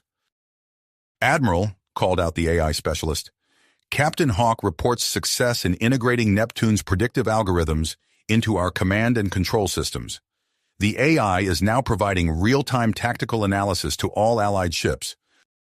Reeves watched as her fleet's movements became more coordinated, anticipating and countering the invaders' strategies with uncanny precision. Amidst the chaos, Colonel Chen's voice cut through the noise.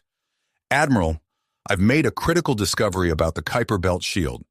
It can generate a controlled singularity to close the gravitational distortions, but the energy requirements are enormous, and it could destabilize the entire belt." Reeves weighed the risks in her mind. Before she could respond, another transmission came through. "This is Dr. Frost on Earth." The scientist's voice was tight with tension. "We've unlocked a new capability in the precursor network. We can create temporary dark zones where the invaders lose their enhanced abilities." As Reeves processed this new information, her long-range sensor officer called out, "Admiral, we're detecting unusual energy signatures from Pluto. It's activating like the gas giants." Reeves' mind raced, trying to process the rapidly evolving situation. The full might of the invasion force was bearing down on them, but they now had an arsenal of precursor technology at their disposal. The next few moments would determine the fate of the solar system. She took a deep breath, her voice steady as she prepared to give her next set of orders.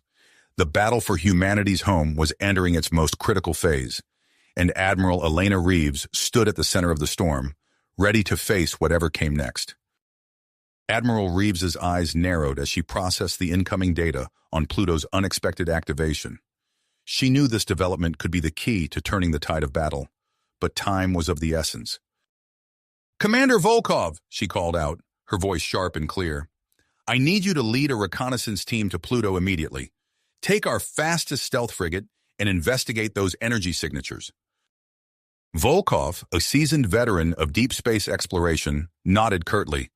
"Understood, Admiral. We'll depart at once.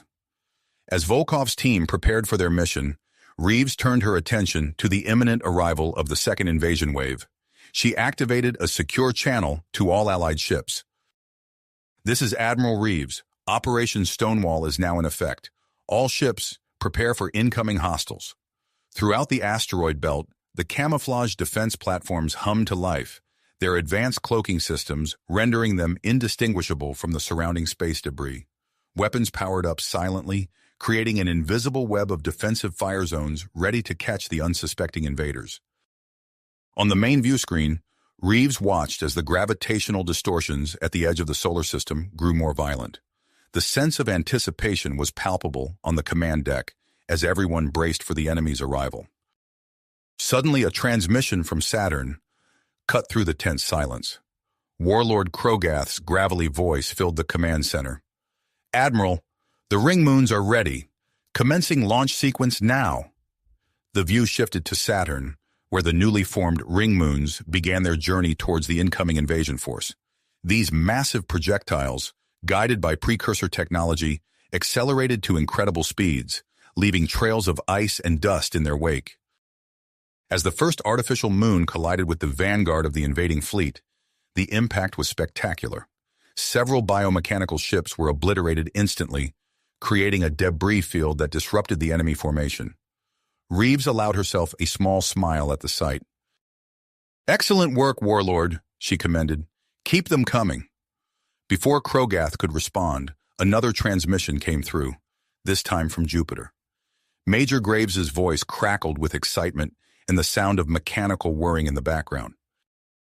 "Admiral, the Great Red Spot is fully operational. My Titan mech squad is ready to deploy.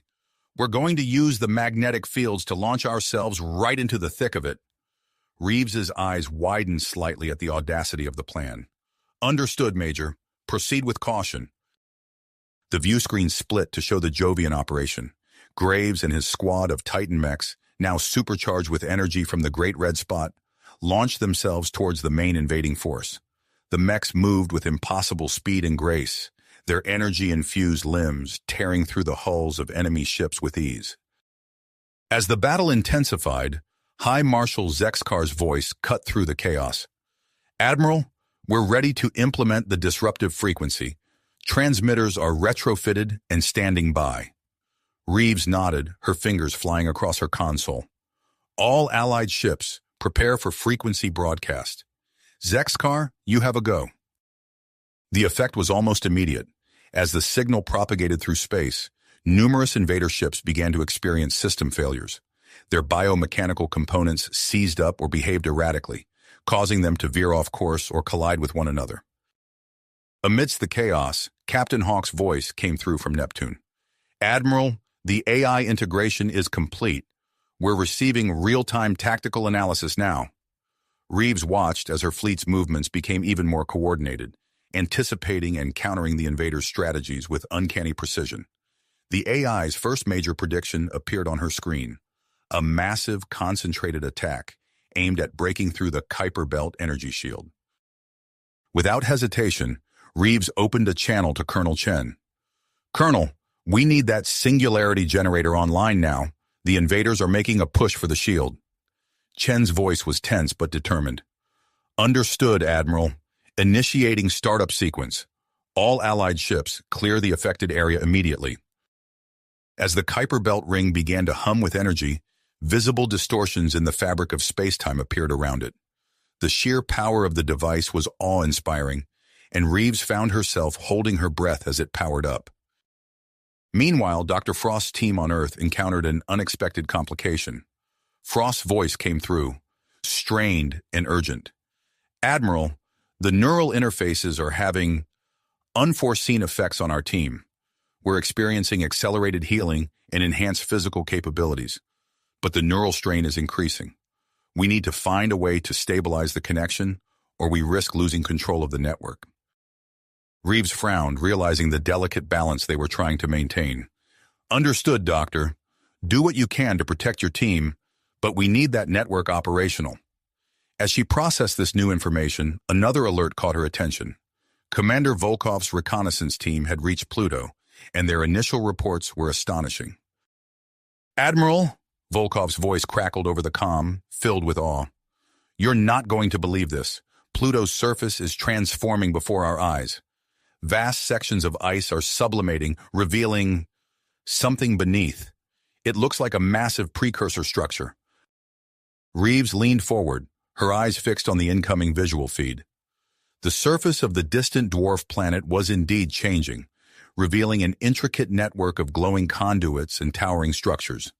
At the North Pole, a massive spire began to emit a powerful energy beam directed towards the incoming invasion force. "Volkov, I need more data on that energy beam," Reeves ordered. "And prepare for company. I'm sending Vice Admiral Tanaka's task force to rendezvous with you. We need to understand what's happening on Pluto and fast." As Tanaka's ships set course for Pluto, Reeves surveyed the complex, multi-dimensional battlefield before her. The solar system had become a war zone, unlike any in human history, with precursor technology active on multiple fronts and an overwhelming invasion force bearing down on them. The next few moments would be critical, as both sides prepared to unleash the full extent of their capabilities. Reeves knew that the fate of humanity hung in the balance. She steeled herself for what was to come, her mind already racing with potential strategies to turn this new development to their advantage. Her gaze fixed on the main view screen, where the massive energy beam from Pluto's precursor structure continued to disrupt the fabric of space near the invading fleet. "This is our chance," Reeves said, her voice carrying a mix of perseverance and urgency. "All units, prepare for Operation Stonewall's full activation. Transform the asteroid belt into a gauntlet they won't soon forget." With practiced efficiency, her crew relayed the orders throughout the Allied fleet. In an instant, the seemingly dormant asteroid belt came alive with hidden fury. Thousands of camouflage defense platforms shed their disguises, revealing an arsenal of advanced weaponry that would make even the most battle-hardened veteran pause. The void of space lit up as energy beams and projectiles streaked across the battlefield, catching the invaders completely off guard. Guided by the Neptune supercomputer AI, the automated defenses targeted weak points in the biomechanical ships with ruthless precision. "Multiple direct hits confirmed, Admiral," reported the tactical officer, his voice tight with concentration. "Enemy ships are suffering cascading failures across their fleet." Reeves nodded, her eyes never leaving the strategic display. "Excellent. Major Graves, what's your status?" The comm crackled to life, filled with the sounds of battle. "We've breached the outer hull of their largest remaining ship, Admiral," Graves reported, his voice strained but determined. "My Titan squad is engaging their internal defenses now. It's unlike anything we've ever seen." Through the audio feed, Reeves could hear the clash of metal on metal, punctuated by the whine of energy weapons and the occasional grunt of exertion from the mech pilots. She knew Graves and his team were pushing their Jovian-enhanced capabilities to the limit. "We've discovered something, Admiral," Graves continued, his voice suddenly urgent. "The ship's core? It's a massive organic computer, similar to that brain-like structure we encountered earlier. We're attempting to neutralize it now." "Understood, Major," Reeves replied. "Do what you can to disrupt their command and control capabilities. We'll provide whatever support we can from out here." As Graves and his team fought their way deeper into the enemy vessel, Reeves turned her attention to the other fronts of the battle. On her tactical display, she watched as Warlord Krogath's ring moons from Saturn continued their devastating assault on the enemy fleet. The massive projectiles, now guided by the AI from Neptune, executed complex maneuvers that defied their size. They weaved through the battlefield with impossible grace, maximizing their destructive potential. Several of these artificial moons collided with key enemy vessels, creating expanding fields of debris that further disrupted the invaders' formation and impeded their advance. "Admiral," called out her communications officer, "High Marshal Zexkar is reporting in from Uranus. They're ready to implement the next phase." Reeves nodded. "Put him through."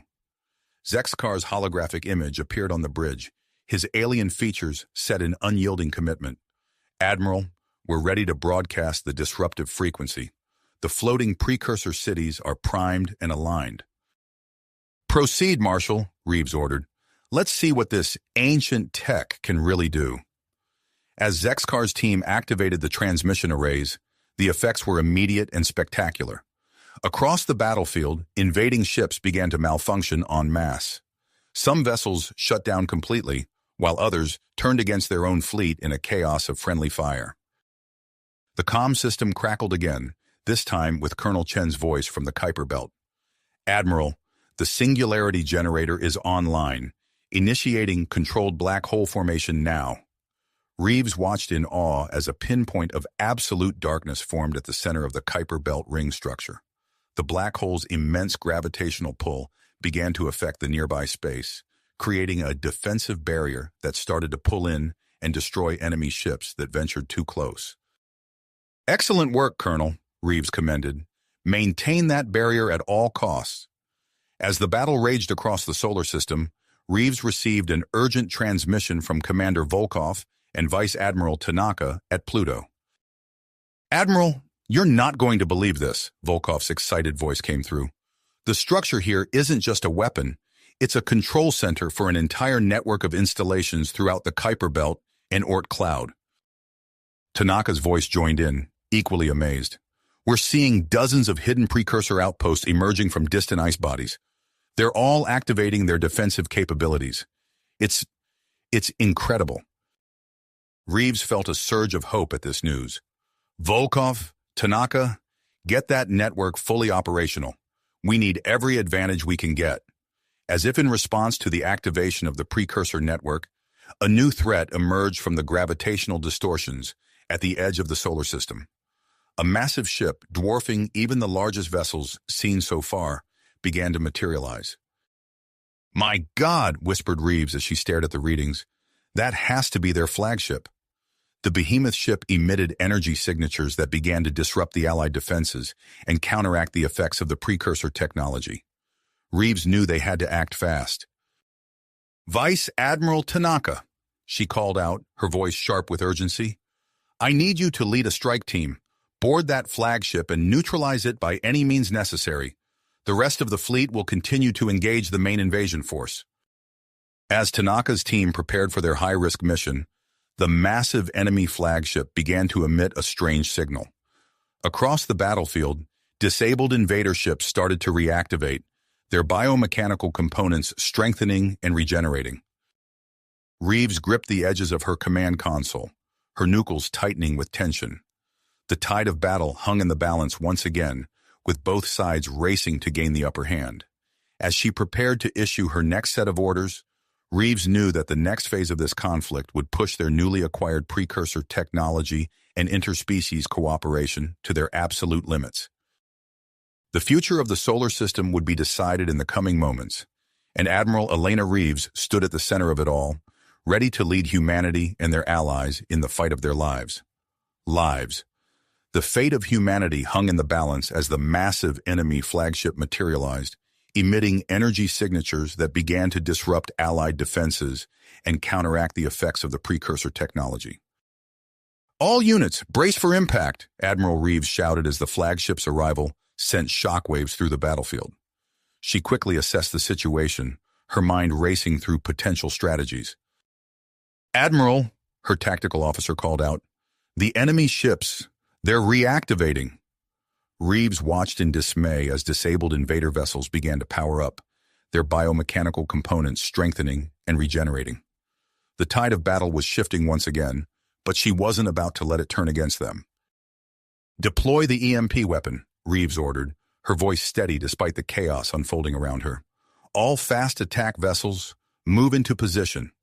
A fleet of sleek, agile ships broke formation, weaving through the battlefield with practiced precision.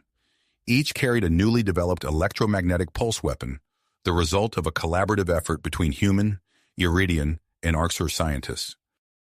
As the fast attack vessels closed in on clusters of reactivating enemy ships, they unleashed pulses of crackling energy. The effect was immediate and devastating. Invader ships sparked and convulsed as their systems were overloaded, their biomechanical components seizing up and shutting down. EMP deployment successful, the tactical officer reported. Enemy reactivation rate has decreased by 60%. Reeves nodded, allowing herself a small moment of satisfaction before turning her attention to the next phase of the counterattack. Vice Admiral Tanaka, you have a go for Operation Trojan. May the stars guide your path. Tanaka's voice crackled over the comm. Understood, Admiral. Strike team is en route to the enemy flagship. Using a combination of advanced stealth technology and the cover provided by the ongoing battle, Tanaka's team approached the massive vessel. Their ship, barely larger than a fighter, looked like a speck against the colossal bulk of the enemy flagship. There, Tanaka murmured, pointing to a section of the hull that seemed less heavily armored. That's our entry point. Prepare for boarding action. As Tanaka's team began their high-risk infiltration, Reeves received an urgent transmission from Pluto. Admiral, Commander Volkov's excited voice came through, we've made a breakthrough. The precursor structure, it's not just a weapon, it's a space-time manipulation device. Reeves leaned forward, her interest piqued. Explain, Commander. We've managed to access a control interface, Volkov continued. It allows us to create localized time dilation fields. We can slow down time in specific areas of the battlefield. Incredible, Reeves breathed. Commander, I want you to coordinate with our fleet. Use those time dilation fields to our advantage. Within moments, shimmering distortions began to appear across the battlefield. Enemy ships caught in these fields moved at a fraction of their normal speed, their reactions delayed and their maneuvers sluggish.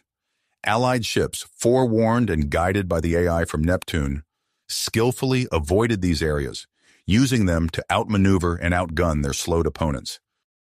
Meanwhile, Major Graves and his Titan mech squad had finished neutralizing the organic computer core of one of the largest invader ships. Without missing a beat, they launched themselves towards their next target. Graves to all Titans, the Major's voice rang out over the squad's comm channel. We're going ship to ship. Use your Jovian enhancements to full effect. Our goal is to disable as many command centers as possible. The Titans leapt from the hull of the neutralized ship, their enhanced physiology allowing them to traverse the vacuum of space with ease. They landed on the nearest enemy vessel, immediately engaging its external defenses. Graves led the charge, his mech's arms transforming into plasma cutters that sliced through the ship's hull like butter. Push forward, he urged his team. We need to reach the command center. As the Titans wreaked havoc on the enemy fleet's largest ships, Warlord Krogath observed the effectiveness of his Ring Moon assault from his command post near Saturn. A plan began to form in his mind. Attention all Saturnian forces, Krogath's gravelly voice boomed over the comm. Prepare to initiate Operation Maelstrom. Activate all remaining precursor satellites in the rings. The rings of Saturn began to glow with an eerie light as dormant precursor technology awakened. The gravitational fields around Saturn intensified, coalescing into a massive vortex that began to pull in nearby enemy ships. By the void, one of Krogath's officers gasped. It's working! Enemy vessels caught in the gravitational maelstrom were torn apart by the destructive combination of ice, rock, and energy. The vortex grew stronger with each passing moment, becoming a nearly impassable barrier that split the enemy fleet in two. On Uranus, High Marshal Zexkar's eyes narrowed as he studied the energy readings from the enemy flagship. There's a pattern here, he muttered. The reactivation signal. It's not constant. It's rotating through frequencies. Zexkar quickly opened a channel to Earth. Dr. Frost, are you receiving this data? On Earth, Dr. Samuel Frost and his neurally interfaced team were already poring over the information. Despite the physical strain of their neural connections, they worked tirelessly to decode the complex signal. We see it, Marshal, Frost replied, his voice tense with concentration. We're working on a counter-signal now. If we can broadcast it through the precursor network, we might be able to nullify the flagship's effects. As Frost's team raced against time, Colonel Marcus Chen faced a crisis at the Kuiper Belt. The singularity generated by the ring structure was growing unstable, threatening to expand beyond its intended boundaries. Chen's face was grim as he addressed his team. We need to contain this, now. Initiate Protocol Omega. We're going to use the ring's energy to create a series of controlled wormholes. The massive Kuiper Belt ring structure hummed with power as Chen's team worked to reshape its output. Suddenly, small tears in space-time began to appear across the battlefield. Enemy fire disappeared into these wormholes, only to reappear elsewhere, often striking other invader ships. In some cases, entire enemy vessels were swallowed up and deposited in different parts of the solar system, their formations thrown into disarray. As the Allied forces pushed back against the invaders with renewed vigor, a new complication arose. The intense energies being unleashed across the battlefield were affecting the orbital stability of several outer solar system bodies. Pluto, along with several large Kuiper Belt objects, began to shift from their normal orbits.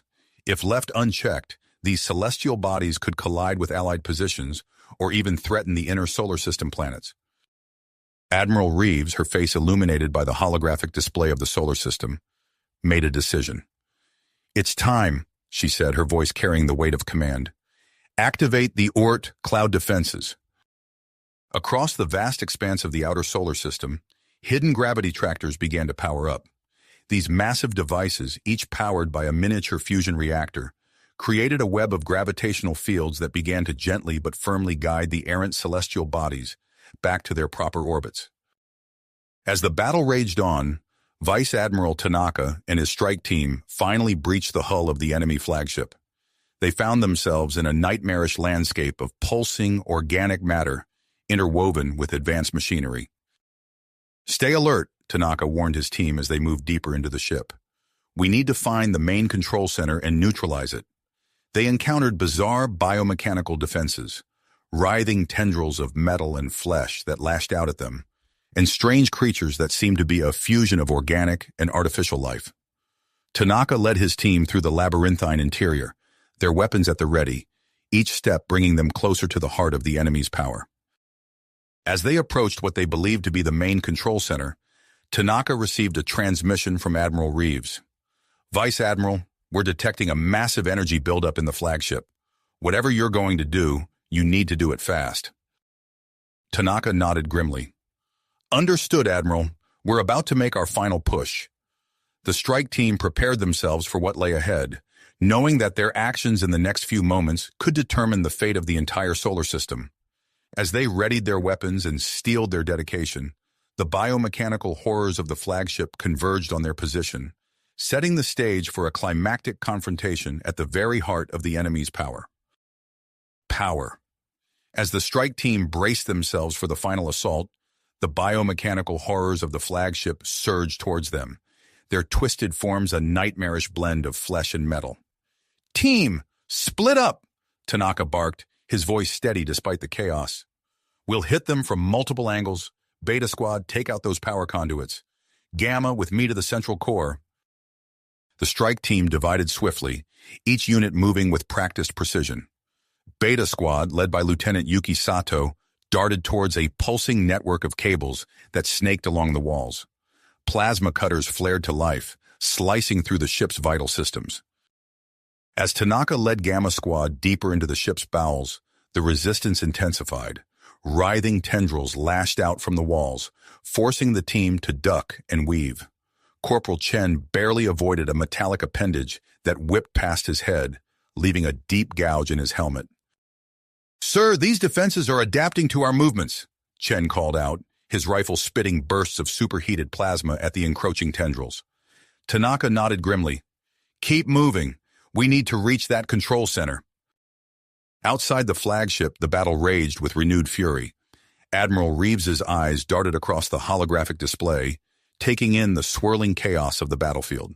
She tapped a series of commands into her console, activating the newly operational Orc cloud defenses. "All ships, prepare for gravitational assist," Reeves announced. "Orc cloud tractors coming online now."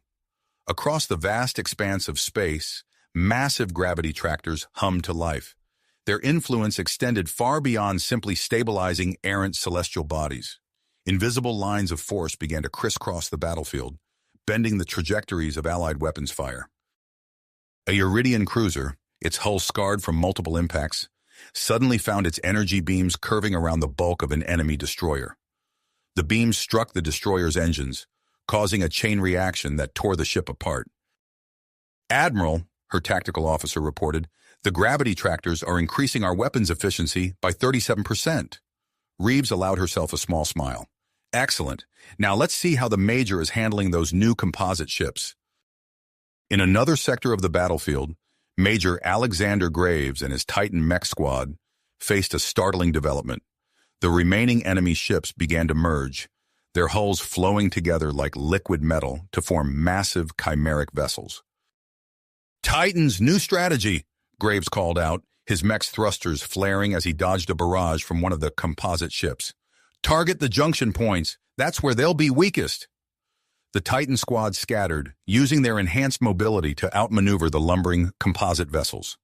Graves pushed his mech to its limits, darting between streams of enemy fire. He locked onto a spot where two ships had merged, their hulls still knitting together. Firing main cannon, Graves announced. A lance of brilliant energy erupted from his mech's shoulder-mounted weapon, striking the weak point with pinpoint accuracy. The composite ship shuddered, its merged components starting to tear apart. Meanwhile, on Pluto, Commander Alexei Volkov worked feverishly at the controls of the precursor structure. His fingers danced across the alien interface, expanding the network of time dilation fields across the battlefield. Temporal network at 80% coverage, Volkov reported to Admiral Reeves. Initiating variable time flow protocols now. Shimmering bubbles of distorted space-time bloomed across the battlefield.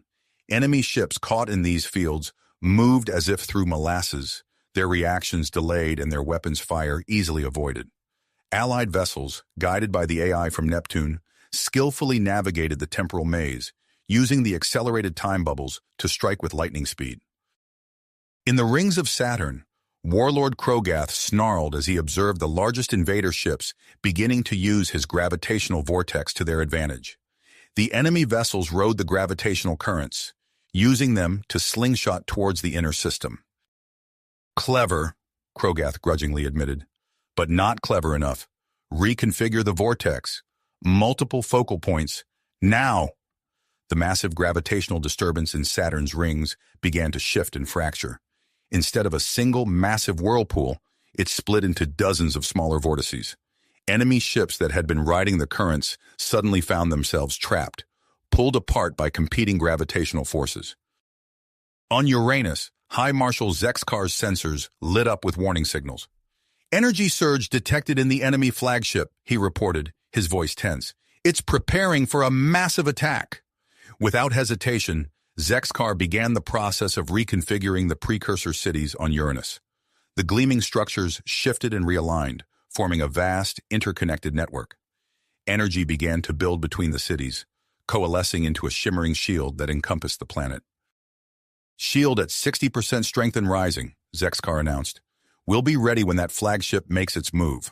At the Kuiper Belt, Colonel Marcus Chen faced a crisis as his network of controlled wormholes began to destabilize. Alarms blared in the control center as the gravitational forces threatened to tear apart the delicate space-time manipulations. Initiate Protocol Omega-7, Chen ordered, his voice calm despite the chaos. We're merging the wormholes. Prepare for massive spatial distortion. The ring structure pulsed with energy as Chen's team executed the emergency protocol. The smaller wormholes began to coalesce, merging into a single massive portal. The resulting mega wormhole crackled with energy, its event horizon stretching across a significant portion of the battlefield. Enemy ships caught in the mega wormhole's pull were helpless to resist. Entire squadrons of invader vessels vanished into the swirling vortex, transported far beyond the boundaries of the solar system. On Earth, Dr. Samuel Frost and his neurally interfaced team reached a critical juncture. The strain of maintaining the counter-signal against the enemy flagship's emissions had become overwhelming. Frost watched in horror as several of his team members collapsed, their minds overloaded by the neural interface. We're losing the signal, one of the remaining technicians shouted. The load is too much. Frost's mind raced, considering options. With a grimace, he made a decision that he knew would have far-reaching consequences. Reroute all power from the eastern seaboard, he ordered. We need every watt we can get. As the power grid of the entire eastern United States was diverted to boost their transmission, Frost silently prayed it would be enough to turn the tide of battle. Just as the Allied forces seemed to be gaining the upper hand, a new threat emerged from the depths of the Kuiper Belt. A swarm of previously undetected stealth ships suddenly activated, their cloaking fields dropping to reveal a reserve force of invader vessels. Admiral Reeves' eyes widened as she took in the new tactical data. "Where did they come from?" she muttered, before shaking off her surprise and snapping into action. "All ships, be advised. New enemy contacts approaching from the Kuiper Belt. Jovian Reserve Force, this is your moment. Engage and neutralize that flanking fleet." The Jovian Reserve Force, their ships still trailing ethereal tendrils of energy from Jupiter's precursor installation, accelerated towards the emerging threat. As they closed in on the enemy reserve, their advanced weapons began to power up, ready to meet this new challenge head-on. Inside the enemy flagship, Vice Admiral Tanaka and his strike team finally breached the main control center. What they found inside defied explanation. A massive, multi-limbed entity, more machine than flesh, filled the chamber. Its numerous appendages were fused with the ship's central computer, creating a nightmarish hybrid of alien and machine. "By all the stars," Tanaka breathed, momentarily frozen by the sight. The alien commander's eyes, if they could be called that, focused on the human intruders. A psychic wave of malevolence washed over the strike team, staggering them. Tanaka shook off the mental assault, raising his weapon. "Take it down!" he shouted, opening fire on the alien leader. The rest of the team followed suit, their weapons blazing. But their initial barrage seemed to have little effect, absorbed by shimmering force fields that sprang up around the alien commander. As Tanaka and his team sought a way to penetrate the aliens' defenses, the battle for the solar system reached its crescendo. The next few moments would determine the fate of humanity and its allies, with victory hanging by the thinnest of margins. Threads. Victory hung by the thinnest of margins as Tanaka's team faced the grotesque biomechanical entity before them. "New plan!" Tanaka barked, his mind racing. "Chen, Yuki, keep that thing busy. Rodriguez, take your squad and target the ship's systems. The rest of you, with me." The strike team split into 3 groups, each with a clear objective. Chen and Yuki's team opened fire, their weapons blazing as they drew the alien commander's attention. The creature's numerous appendages lashed out, deflecting shots with shimmering force fields. Rodriguez led his squad through a maze of pulsing conduits, searching for critical systems to disable. "There!" he shouted, pointing to a cluster of glowing nodes. "That looks like life support. Take it down!" Tanaka's group pushed forward, fighting through waves of biomechanical defenses. Writhing tendrils erupted from the walls, forcing them to duck and weave as they advanced.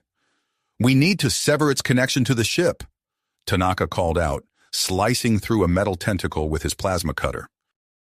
Outside the flagship, Admiral Reeves's voice crackled over the comms. "All ships, prepare for gravitational assist. Ort cloud tractors coming online now." Massive gravity tractors hummed to life across the solar system, their influence extending far beyond their original purpose. Invisible lines of force began to crisscross the battlefield, forming a complex web around the enemy fleet. "Gravitational net at 60% strength," Reeves's tactical officer reported. "Enemy ships are being corralled into a tighter formation." Reeves nodded, her eyes fixed on the holographic display. "Perfect. Major Graves, you're up. Hit them hard while they're clustered." In another sector of the battlefield, Major Alexander Graves and his Titan mech squad sprang into action. Their enhanced thrusters flared as they leapt from ship to ship, planting high-yield fusion charges at the weak points where the composite vessels had merged. "Charges set," Graves announced, his mech gracefully evading a barrage of enemy fire. "Detonating in 3, 2, 1. A series of brilliant explosions rippled across the enemy fleet.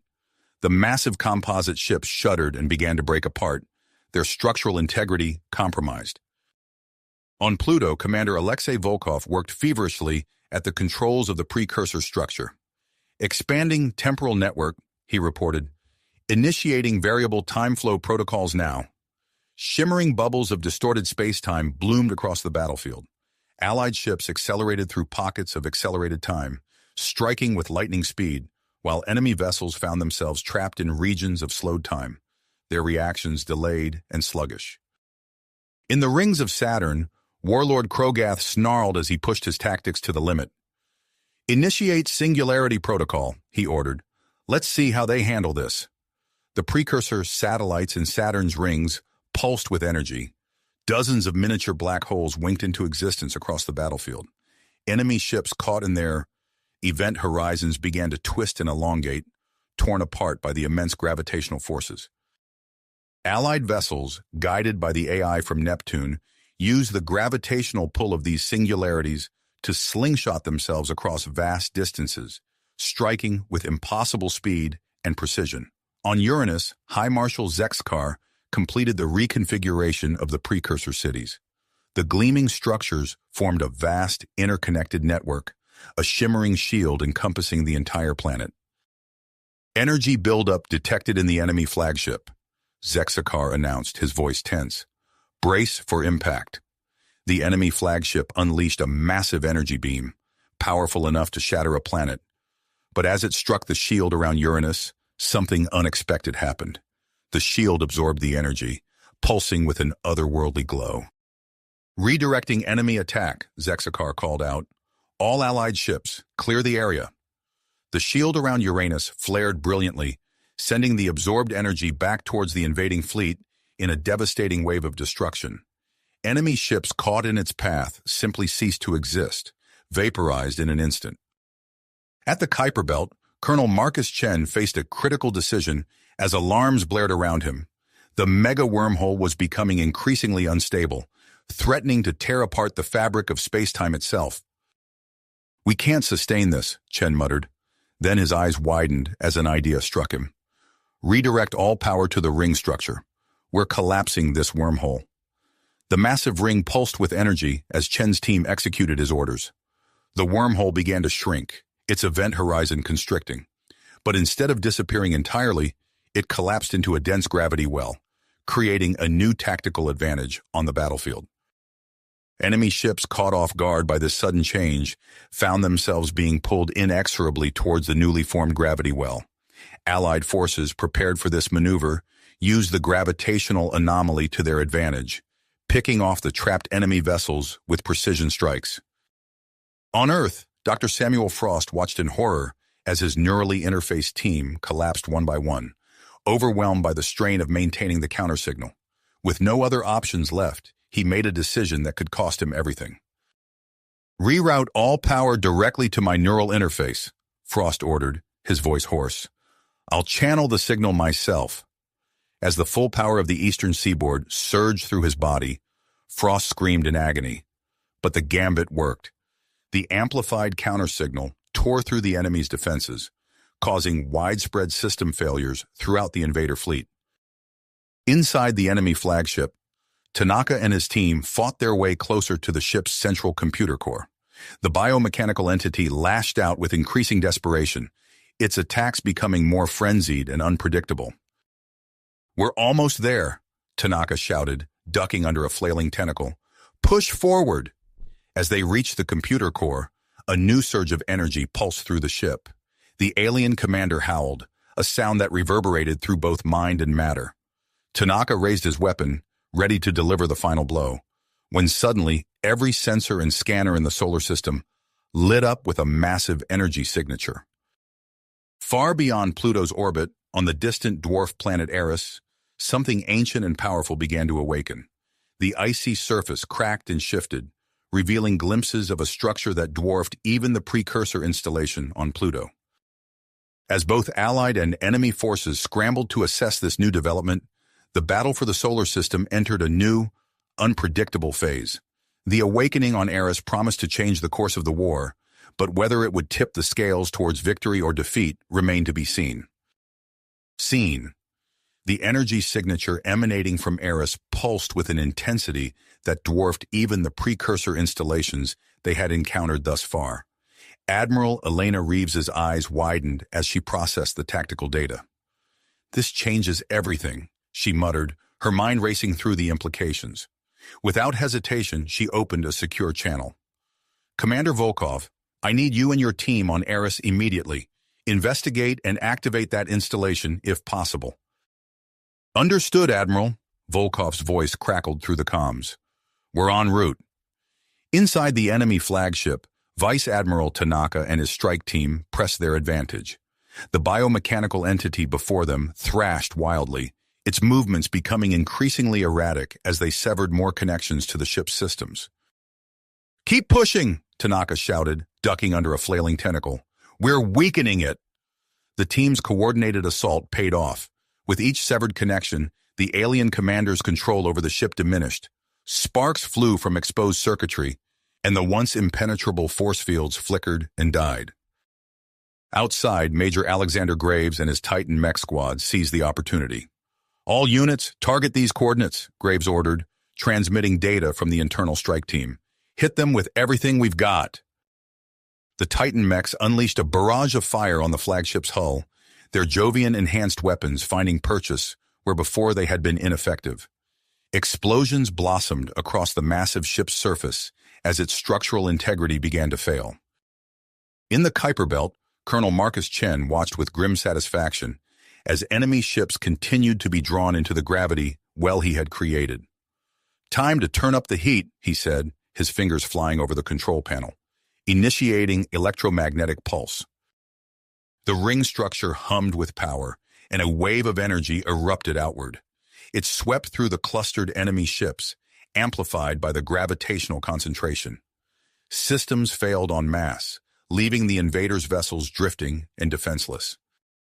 Warlord Krogath, observing from his command post in Saturn's rings, saw an opportunity to expand on his successful tactics. "Reconfigure the satellite network," he ordered. "I want a gravitational maze covering this entire sector." The precursor satellites responded, creating a complex web of interconnected mini-black holes. Allied ships, guided by the AI from Neptune, navigated the treacherous maze with precision. Enemy vessels, lacking such guidance, found themselves torn apart by the conflicting gravitational forces. On Uranus, High Marshal Zexkar's antennae twitched as he detected an anomalous energy pattern. "They're trying to call for help," he realized. Without hesitation, he began reconfiguring the precursor cities. "Not on my watch." A subspace jamming field erupted from Uranus, blanketing the solar system and cutting off the invaders' distress call before it could leave the system. Back on Earth, Dr. Samuel Frost's body convulsed as the full power of the eastern seaboard coursed through his neural interface. Blood trickled from his nose, but his eyes remained fixed on the readouts before him. The amplified countersignal tore through the enemy's defenses with minimal resistance, causing cascading failures throughout their biomechanical systems. In the void between planets, the Jovian Reserve Force engaged the exposed stealth ships from the Kuiper Belt. Energy tendrils, remnants of Jupiter's precursor installation, lashed out from the Allied vessels. They struck with surgical precision, piercing the enemy ships' hulls and disrupting their power cores. "Push them back," Admiral Reeves's voice rang out across all Allied channels. "We have them on the ropes." As the tide of battle turned, Commander Volkov's team touched down on the icy surface of Eris. They raced toward the massive structure that had emerged from beneath the dwarf planet's crust. "It's like nothing we've ever seen," Volkov breathed as they entered the facility. Ancient symbols glowed on the walls, pulsing with an otherworldly energy. They reached what appeared to be a central control room. Volkov approached a towering pillar covered in intricate patterns. As if sensing his presence, the patterns began to shift and realign. I think I can activate it," Volkov said, his hands hovering over the controls. "Here goes nothing." He pressed his palm against the pillar. The entire structure thrummed with power, and a wave of energy erupted outward. It swept across the solar system, interacting with the other active precursor installations. The combined power of these ancient technologies created a resonance effect, forming a massive system-wide energy field. Enemy ships caught in its path began to shudder and fail, their biomechanical systems rebelling against themselves. Inside the enemy flagship, Tanaka's team felt a surge of energy. The alien commander let out a psychic scream of agony as its last connections to the ship were severed. "Now's our chance," Tanaka shouted, raising his weapon. "Take it down!" They opened fire, their weapons finding vulnerable spots in the alien's now exposed form. The creature thrashed and convulsed, its psychic presence diminishing with each hit. As the Allied forces pressed their advantage across the solar system, victory seemed within reach. But at the very edge of the solar system, long-range sensors detected a new anomaly forming. A rift in space-time began to open, promising yet another challenge in this interstellar war. The rift pulsed with an intensity that dwarfed even the combined power of the precursor installations, sending shockwaves of gravitational distortion rippling through space. Admiral Elena Reeves's eyes narrowed as she analyzed the tactical display. Her mind raced through possibilities, calculations, and strategies. In a flash of insight, she realized this wasn't a new threat. It was an opportunity. "All units, this is Admiral Reeves," she broadcast across all Allied channels. "We have a chance to end this war once and for all. Redirect all precursor energy to my coordinates." She opened secure channels to key strategic points across the solar system. "Colonel Chen, I need you to reconfigure the Kuiper Belt installation. Commander Volkov, channel the full power of Eris. Dr. Frost, Earth's entire energy grid. Give me everything you've got." As acknowledgments flooded in, Reeves turned to her tactical officer. "Target that anomaly. We're going to collapse it into a stable wormhole." Across the solar system, precursor installations hummed to life. On Earth, Dr. Frost gritted his teeth as he channeled the planet's power through his neural interface. The strain was immense, but he held firm. On Eris, Commander Volkov and his team worked feverishly at the ancient controls. "Energy output at maximum," he reported, sweat beading on his brow. "Redirecting now." In the Kuiper Belt, Colonel Chen's fingers danced across holographic interfaces.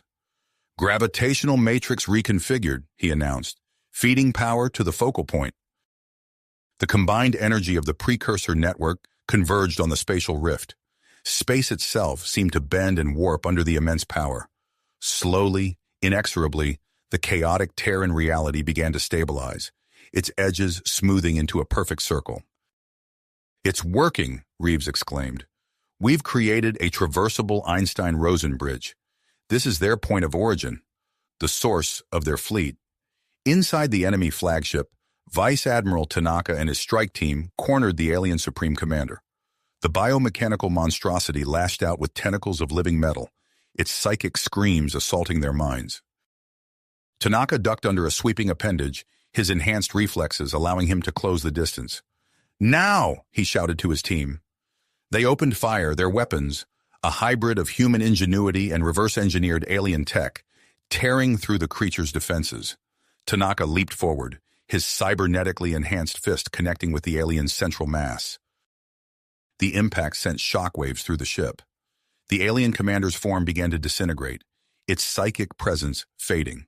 With a final, otherworldly shriek, it collapsed into a pile of inert biomatter. "Command center secured," Tanaka reported, his breath coming in ragged gasps. Outside, Major Alexander Graves and his Titan mech squad breached the flagship's hull. They fought their way through dwindling resistance, the enemy forces thrown into disarray by the loss of their supreme commander.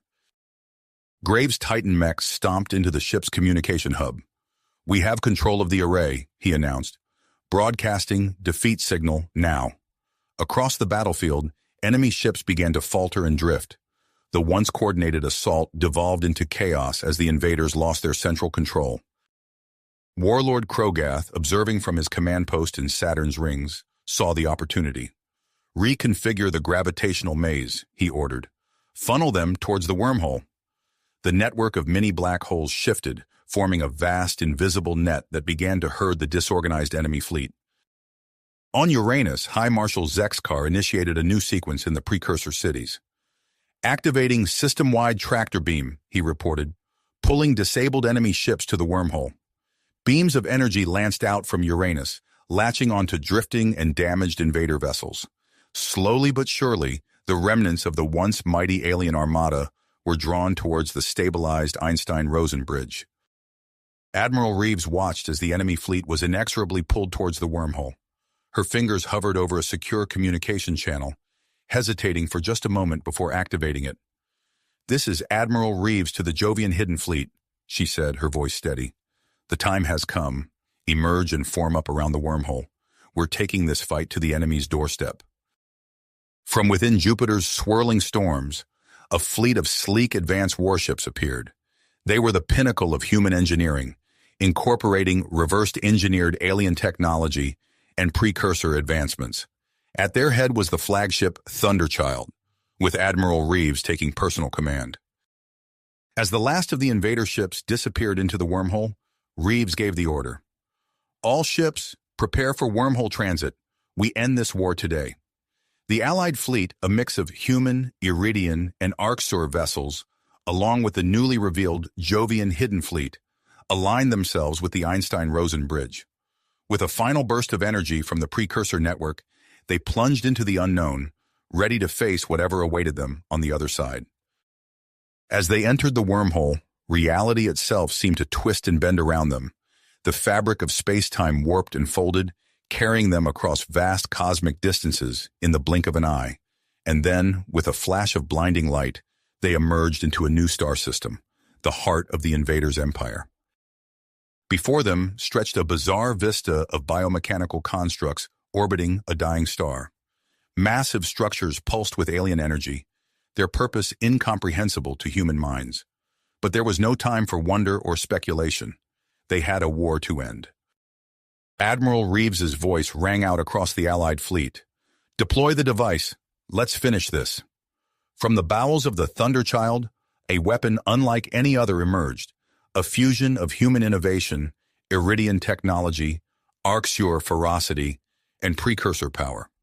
As it activated, waves of energy began to ripple outward, their effect immediately apparent on the alien structures surrounding them. The biomechanical constructs began to shudder and break apart, their very molecular bonds dissolving under the onslaught. The invaders' home system was crumbling before their eyes. "All ships, make for the wormhole," Reeves ordered. "We've done what we came to do." As the Allied fleet turned back towards the Einstein-Rosen Bridge, the alien system continued to disintegrate behind them. They pushed their engines to the limit, racing against the collapse of both the enemy's world and the wormhole itself. With a final burst of speed, they passed through the event horizon, the wormhole collapsing behind them with a reality-shaking implosion. They emerged back into their home system, the threat finally, irrevocably neutralized. As the fleet regrouped, cheers and celebrations erupted across every ship, every planet, every outpost in the solar system. The invading force had been defeated, the extragalactic threat eliminated, and the wormhole sealed. Admiral Reeves stood on the bridge of the Thunderchild, her gaze fixed on the monitor showing the vast expanse of space before them. The solar system spread out, each planet now a beacon of hard-won peace. But even as the first waves of relief and joy washed over her, she knew their work was just the beginning. The precursor installations, now fully activated and integrated, hummed with potential. The alliance between humans, Iridians, and Arcsur, forged in the crucible of war, stood ready to face a new era of exploration and advancement. As the Thunderchild set course for Earth, Reeves allowed herself a small smile.